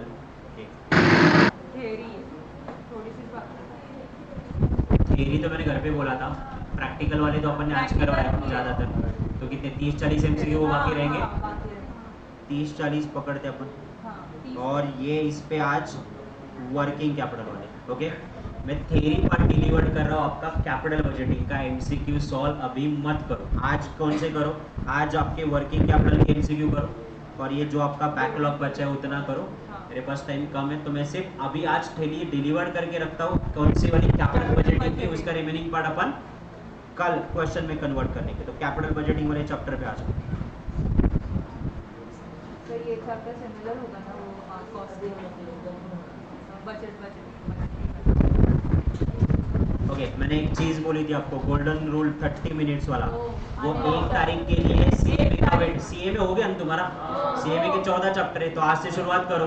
15 मिनट निकालेंगे। आज कौन सा? Chapter number 2 financial. क्या है उसमें? आज शेड्यूल 3 पार्ट 1 पार्ट 2। बस लग जाओ काम पे, खत्म है लेसन राउंडेड ऑफ करके। तो चैप्टर नंबर 1 चैप्टर नंबर 6 क्या होगा? वो एक दिन के बाद करो ना, एफएम का करो, तब सिक्योरिटीज का करो। अभी 5 दिन है आपके पास, तो क्यों वेस्ट करें? 30 मिनट्स टाइम स्पेंड करना चालू करो। जितनी बार करोगे, वो पहले दिमाग में क्या था तुम्हारे दिमाग में? मैंने पहले ही बोला था, ये फंडा हटा ही दो। सर मेरा 2 रिवीजन होगा क्या? 3 रिवीजन होगा क्या? मैंने पहले बार तुमको कितना रिवीजन चाहिए उतना नंबर बोलो, करवाने की जिम्मेदारी मेरी। 7 तुम देना, प्लान में देगा, डायरेक्शन भी मैं कंप्लीट देगा, तुम सिर्फ 7 दो कि हाँ मैंने जितना बोला है घर पे। क्योंकि क्या होता है, घर पे मैं कंट्रोल नहीं कर सकता आप लोग को, वो आपके हाथ में। अब मैं ब्लाइंडली ट्रस्ट कर रहा, रियली मैं ब्लाइंडली ट्रस्ट कर रहा। तुमने बोला हाँ सर क्वेश्चन हुए हैं, मैं ब्लाइंडली ट्रस्ट कर रहा कि हाँ बाबा तुमने करे करके ना। उसके बाद कितनी बार रिवीजन करवाना है वो मैं करवा के दूंगा। अपने पास और 40 दिन है कम से कम आज के पकड़ के। वो 40 दिन का 40 दिन अपन पूरा यूटिलाइज करेंगे तो अनगिनत टाइम पे रिवीजन होगा। अपने को प्रोबेबिलिटी ऑफ गेटिंग पास ये बढ़ानी है, और ये तब बढ़ेगा जब अपन अपने जो चीजें नहीं आ रही है, वीक है, उस पर धीरे धीरे वर्क ऑन करें। अपने एफएम के एमसीक्यूज की प्रैक्टिस कम हुई थी, अब एफएम के एमसीक्यूज हर चैप्टर के 200 हुए। अकाउंट्स में एमसीक्यू की प्रैक्टिस बहुत हुई थी, बहुत 800 एमसीक्यू करे अपन ने। टोटल मिला के मैंने कल काउंट किया था 3500 एमसीक्यू करे अपन, 3500 एमसीक्यू। अब मेरे को क्या है कि ये अभी रिवाइज हुआ ना, इसमें से थ्योरी पार्ट धीरे धीरे अपन बोलना चालू करेंगे। तो वो चालू होगा तो उससे पहले अपन उसको क्या रखें, पकड़ के रखें, ताकि अपनी 7 तारीख की मेहनत बर्बाद ना जाए। फिर थोड़े बाद दिनों बाद अपन एफएम वाला पार्ट करेंगे, सिक्योरिटीज वाला करेंगे, उसके बाद में आ ही रहा है वापस मैराथन के लिए, हाँ। उसके बाद वो भी कवर हो जाएगा। ओके, मैराथन का होता है। सम अराउंड 10 से 20 के बीच में होगा, उससे पहले तो ना पॉसिबल, लेना भी नहीं है। 10 दिन तक तुमको भी समझ में आना चाहिए तुम कितने पानी में हो।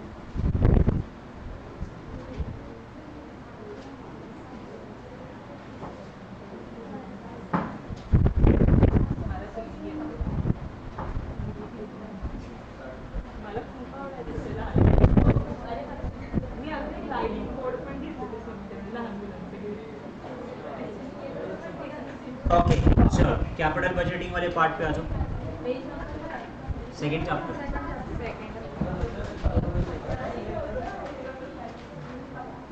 हां आलो. Okay discount.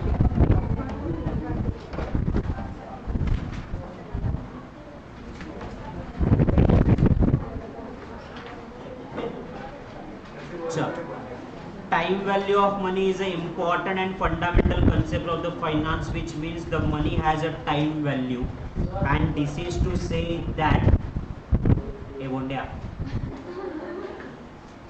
तुझे 75% करून टाक return. Time value of the money is important and fundamental concept of the finance, which means the time value. आज में जो पैसा है उसकी वैल्यू ज्यादा है, रादर जो फ्यूचर में पैसा आने वाला है. फ्यूचर में महंगाई बढ़ेगी तो उसकी वैल्यू भी कम होगी. So that is called as what, time value of money. Time value of money is a fundamental aspects of the finance, which means the money in the hand in today's worth is more than expected to be received in future. Okay, today's value more than tomorrow. कम से कम इससे तो सीखो, दिसंबर attempt से ज्यादा जून की value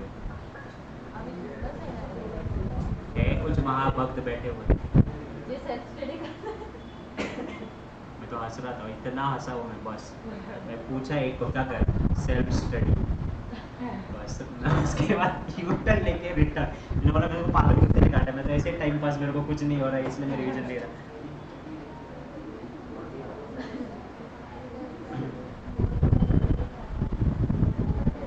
next one, annuity. मैं lecture upload कर दिए, अब वो महाभक्त वो जो सेल्फ स्टडी कर रहे हैं अभी वो लेक्चर रिकॉर्डेड देख रहे हैं, बट तुम उनमें और तुम में फर्क है. आपका डे टू डे बेसिस पे टारगेट कंप्लीट होगा, उनका ना हो रहा टारगेट. सेल्फ स्टडी करते बैठे, अब रिकॉर्डेड लेक्चर देखेंगे तो रिकॉर्डेड लेक्चर देखने में टाइम गवाएंगे, उसके बाद ये टारगेट सेट करेंगे और बनेंगे, और वो टारगेट नहीं होगा. यहाँ पे नेक्स्ट डे क्लास को मुंह दिखाना है ना, उसी बहाने को प्रेशर की वजह से होता है. सेल्फ स्टडी में नहीं होता. इतनी सेल्फ डिसिप्लिन होती तो अब तक अपन सीएस बन चुके होते. Annuity and perpetuity. Annuity is a stream of regular periodic payment made or received for the specific period. Perpetuity is an annuity which periodic payment or receipt begins with a fixed date on a continued definitely. इसको important करके highlight करो, theoretical में definitely आएगा. Okay? Annuity का मतलब एक fix amount आपको हर साल आने वाली, that is called annuity. बराबर. और परपेचुइटी का मतलब क्या है? परपेचुइटी का मतलब ये है कि इनडेफिनेट पीरियड के लिए ये पैसा आएगा, पीरियड वाइज आएगा, बट इनडेफिनेट पीरियड के लिए आएगा. Sinking fund. सिंकिंग फंड का मतलब क्या है?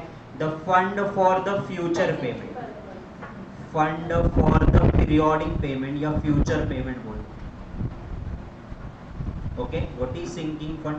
तुम्हारे मम्मी पापा ने ऑलरेडी सेविंग करके सोना लेके रखा हुआ है, पैसा जमा करके रखे, एफडी करके रखी हुई, ताकि हमारी बेटी की एजुकेशन अच्छे से हो, हमारी बेटी की शादी अच्छे से हो. That is nothing but a sinking fund. बस वही कॅपिटल बजेट. किती घरच्यांचं बजेट एवढे पैसे ठेवले? मग एकदा हाँ तो रजिस्टर मैरिज करो, वो पैसे इन्वेस्ट करो. खाने के वादे हो रहे इधर. मैंने जान लो, मेरा मर्जी होता तो मैं डेफिनेटली करता, पर सामने वाले मानने भी तो चाहिए ना. मेरा मेरा तो पूरा शादी मेरा है, मैं भूखा है, पूरा गांव खा के गया है. तर आता परत तो नावं म्हटलं, ठेवतात. तिथे लग्नात येऊन पण नावं ठेवून जातात की किती घाण जेवण होतं. हो ना, मग ते जेवण खाने के लिए जाते लोग. हा विनेश म्हणतोय तुझ्या नवऱ्याचा हुंडा मारायचा.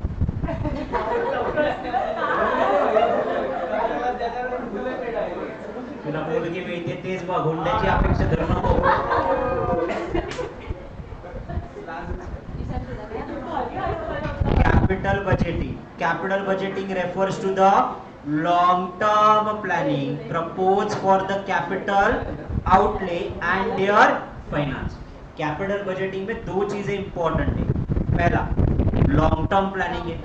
किस चीज का? कि आपको जो पैसे अभी इन्वेस्ट करने हैं उसका पैसा आएगा कहां से, फाइनेंसिंग कहां से होगी. So long term planning and it's finance.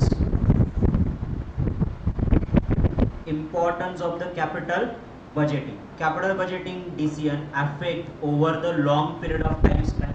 ये decision लंबे समय के लिए, एक decision गलत गया ना तुम्हारा पूरा बिजनेस का वाट लग सकता है. So be careful for the capital decision. Need for the substantial of capital and correct decision. Invest कर रहे हो तो उसके लिए capital कहाँ से लाना है, इसका decision भी carefully लेना है. Most of the cases it is irreversible. ये irreversible decision है. Then capital budgeting surrounded by great number of uncertainty. जितना लंबा समय लगेगा उतना uncertainty ज़्यादा रहेगा. Then capital budgeting is most difficult and complicated for the management. तो advantages भी बोल सकते हैं इसके. कैपिटल बजटिंग में हम लोग प्लान करते हैं, लंबे समय के लिए प्लान कर सकते हैं, तो जिसकी वजह से मेरे को रिस्क कंसिडर करने में आसानी होती है. मेरा डिफिकल्टीज और प्रॉब्लम क्या क्या है ये आने वाले वो मैं समझ सकता हूँ, उसके हिसाब से सॉल्यूशन निकाल सकता हूँ. Now capital budgeting is a process. It is a process of what? Identifying the investment opportunity, assemble the investment proposal, decision making, capital expenditure, control the project, follow up and performance. करो इसको important याद करो ये. Okay, capital budgeting technique, payback period, average payback period, NPV, IRR and pi. तो एक चीज मैं बोल रहा हूं आपको, आप पेबैक पीरियड आपका एक टेबल मैं आपको बताता हूं. ईयर के बाद कैश फ्लो के बाद discounting factor, discounted cash flow, और डिस्काउंटेड के बाद cumulative discounted cash flow. Cumulative से क्या मिलेगा? Payback period. बराबर. नाउ ये जो डिस्काउंटेड कैश फ्लो पहले साल का, दूसरे साल का, तीसरे साल का, चौथे साल का, पांचवें साल का, इसमें से आपका आउटफ्लो निकाल दो तो आपको क्या मिलेगा? एनपीवी. क्या? आपके डिस्काउंटेड कैश फ्लो में से आउटफ्लो निकाल दो तो क्या मिलेगा? एनपीवी. नाउ उसके बाद पीआई मिलेगा. पीआई कैसे मिलेगा? Inflow divided by outflow. तो आपको मिलेगा profitability index. NPV positive, proposal accepted, negative, rejected, zero, even accepted. Profitability index NPV positive है तो मोर देन 1 आएगा, मोर देन 1 तो एक्सेप्टेड, और अगर लेस देन 1 आया तो रिजेक्टेड. और पीआई कब कम होगा? जब आपका आउटफ्लो ज्यादा है. इसके बाद एक और निकालते which is average rate of return, average cash inflow divided by average investment, तो मिलता है आपको ARR. और उसके बाद IRR में बाद में बताऊंगा, but ARR, PI, NPV and payback period. Payback में भी normal payback period and discounted payback period. ये फॉर्मूले याद रखो, ये टेक्निक है जो अपन यूज करते हैं. पेबैक पीरियड मैंने सिंपल भाषा में आपको पहले ही लॉजिक बोला था, कितने दिन में मेरा इन्वेस्टमेंट वसूल होगा, कितने दिन में मेरे पैसे वसूल होंगे. That is called as what? Payback period. A technique that time required for the project recovery. Profit हो रहा कि लॉस हो रहा वो नहीं बाबा, मैंने जितना पैसा डाला उतना रिकवर कितने दिन में हो रहा है, जितना जल्दी रिकवर होगा उतना अच्छा. So payback period is each investment proposal taken into the rank according to the minimum payout. तो कैसे निकालते हैं? Initial investment divided by cash flow. जितना जल्दी रिकॉर्ड होगा उतना अच्छा है. तो विचएवर इज कौन सा पकड़ेंगे? Whichever is lower is accepted. रहेगा क्या याद? Then This method is designated to consider relative profitability of a different capital proposal on the basis of ranking of them. This method is accounting average proposal, average rate of return is calculated. कैसे करेंगे average rate of return calculate? Formula दिया है। एक net earning after depreciation and tax, ये net earning दी है, कैसे दी है? After depreciation after taxes दी है। उसको नंबर ऑफ ईयर प्रोजेक्ट से क्या किया हुआ है आपने? डिवाइड किया हुआ है। डिवाइड करने के बाद एवरेज मिलेगा ना। आपने पहले साल 5 लाख कमाए, दूसरे साल 6 लाख कमाए, तीसरे साल 7 लाख कमाए, चौथे साल 8 लाख कमाए, पांचवें साल 9 लाख रुपए कमाए। अरे बाबा ये तो मेरे को हर एक साल का परफॉर्मेंस पता, एवरेजली कितने कमाए? तो ले 5 6 7 8 9 डिवाइडेड बाय 5 इयर्स, तो एवरेज इनकम पता चलेगा डिवाइडेड बाय ओरिजिनल इन्वेस्टमेंट, और ओरिजिनल इन्वेस्टमेंट की जगह एवरेज इन्वेस्टमेंट, दोनों चलेगा। ओरिजिनल इन्वेस्टमेंट का मतलब मैंने पैसा कितना इन्वेस्ट किया है, और अगर ओरिजिनल इन्वेस्टमेंट नहीं है तो एवरेज इन्वेस्टमेंट डालो। एवरेज का मतलब क्या? ओपनिंग क्लोजिंग डिवाइडेड बाय, दोनों फॉर्मूला एक बार अच्छी तरीके से देख लो।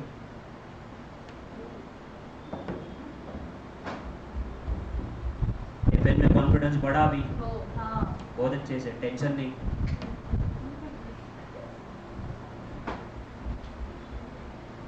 मैं ज़्यादातर मैराथन में सिक्योरिटीज में केस लॉज और प्रैक्टिकल क्वेश्चन पे ज़्यादा फोकस करूंगा।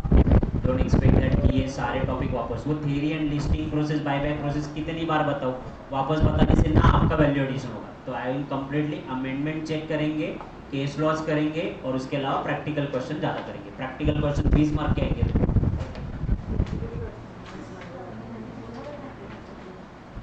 अगं ते पडलेलं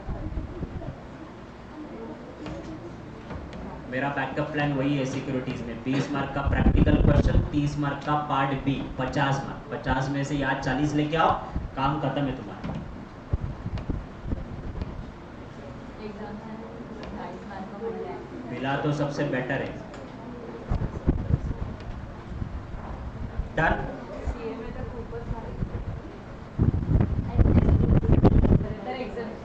मेरे को तुम्हारे एमसीक्यू सब्जेक्ट का टेंशन है ही ना, नहीं सीएमए का ना एफएम का। एफएम भी हो जाएगा तुम्हारा 30 तारीख को, बहुत अच्छे से हो जाएगा। सिर्फ सिक्योरिटीज पे मेहनत ज़्यादा करो, फोकस करो। Net present value method is the difference between, अभी बोला एनपीवी कैसे निकाल, difference between present cash inflow minus outflow.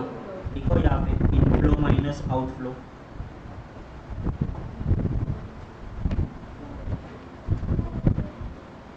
TCN तो पता है आपको। Then internal rate of return method, internal rate of return method, the rate at which the present value of cash flow is equal to present value of inflow. Now मैं आपको बताता हूँ, IRR मैंने आपको बोला था, आईआरआर मतलब ये मुझे ऐसा पॉइंट चाहिए जहाँ पे मेरा डिस्काउंटिंग फैक्टर पे एनपीवी 0 है। So uh point where NPV 0, discounting factor where NPV 0। IRR का मतलब discounting factor where NPV is 0। ये कैपिटल बजटिंग का ब्रेक इवन पॉइंट है।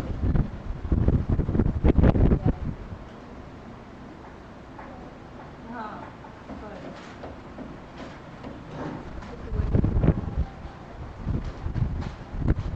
डन। तर याची थेरी करू नका. प्रॉफिटेबिलिटी इंडेक्स हो जाएगा तो प्रॉफिटेबिलिटी इंडेक्स घर पे भी क्या क्या करोगे तुम? कारण याचे प्रॅक्टिकल खूप महत्त्वाचं. प्रॉफिटेबिलिटी इंडेक्स, प्रॉफिटेबिलिटी इंडेक्स का मतलब क्या है? आपका फॉर्मूला पता ही है आपको, क्या? Inflow divided by outflow, more than 1 accepted, less than 1 rejected. तो profitability index define the rate of present value required at a rate of outflow. Capital rationing. Now, capital rationing is a term usually denote a condition in which business enterprise is not able to accept all the project according to the external fund and the constraint. आपकी भाषा में simple आपको बता दूँ, मेरे पास 1000 रुपये है, okay, मेरे को मूवी भी दे जाना है। मूवी की टिकट कितनी है? 350। मूवी के साथ साथ मेरे को डेट पे भी जाना है, डेट का खर्चा है 500 बराबर। मेरे को मोबाइल का रिचार्ज भी करवाना है, मोबाइल का रिचार्ज कितने का आता है? चलो 299, ये भी करवाना है ना। उसके अलावा मुझे ये बताओ, ये तीनों चीज़ें एक्टिविटी करना पॉसिबल है क्या राइट नाउ? तीनों चीज़ें। मेरे पास फंड कितने हैं? नहीं पॉसिबल नहीं है, तो मेरे पास फंड लिमिटेड है, तो फंड को कन्वर्ट करो कैपिटल। मेरे पास कैपिटल लिमिटेड है, तो मैं तीनों प्रोजेक्ट में पैसा लगा सकता क्या? नहीं। तो मुझे ऐसे प्रोजेक्ट चूज करने पड़ेंगे अकॉर्डिंग टू माय रिक्वायरमेंट, जो मुझे ज्यादा रिटर्न देंगे। मूवी देख के किसका बोला हुआ है? हटाओ इसको, ये दोनों करते हैं ना अपन। मूवी क्या 3 घंटे में, मूवी क्या 3 घंटे में खा पी के खाता, उसके बाद no enjoyment. Take mobile recharge, दोनों complementary, related to the each other, benefit, ऊपर से पैसे भी बच गए ना अपने। अपनी अपनी चॉइस है। अब आकर वह है कि उसको कॉर्नर सीट पसंद आता, वो मूवी को जाता। कैपिटल रैशनिंग समझ में आया? बोलोगे नहीं? पक्का? चल, sensitivity analysis in the capital budgeting. Okay, now sensitivity analysis has involved a treat risk and uncertainty in a capital budgeting decision, gives the management better information about a outcome they may occur. The sensitivity analysis determine how many varying assumption and it is investment or what or risk. Sensitivity क्या measure करता है? It is the analysis of risk. It is analysis of risk. Done? Risk adjusted at a discounted rate method. Risk adjusted at a discounted rate method. Risk adjusted at a discounted rate investment and capital budgeting cover time value and the risk. Required rate of return in investment is a risk-free return plus a compensation for the risk taken. तो higher the risk, higher will be the discounting factor, क्योंकि higher return होते हैं ना। तो ये आपका decision tree technique. तो decision tree technique is another method for the corporate used to evaluate the risky proposal. यहाँ पे लिख के रखो, to evaluate risky proposal. Okay, इसका लेसन राउंडेड अप वाला पार्ट बाकी है, वो मैं कल आपको मॉड्यूल में से करवाता हूँ, आने के बाद फिर उसके एमसीक्यू करेंगे। Okay, so this is all about the part. Sir please आज रिजॉल्व कर दो सर, वो सीएम मतलब ये एफएम का पार्ट। थोड़ा time. Okay sir. Bye sir.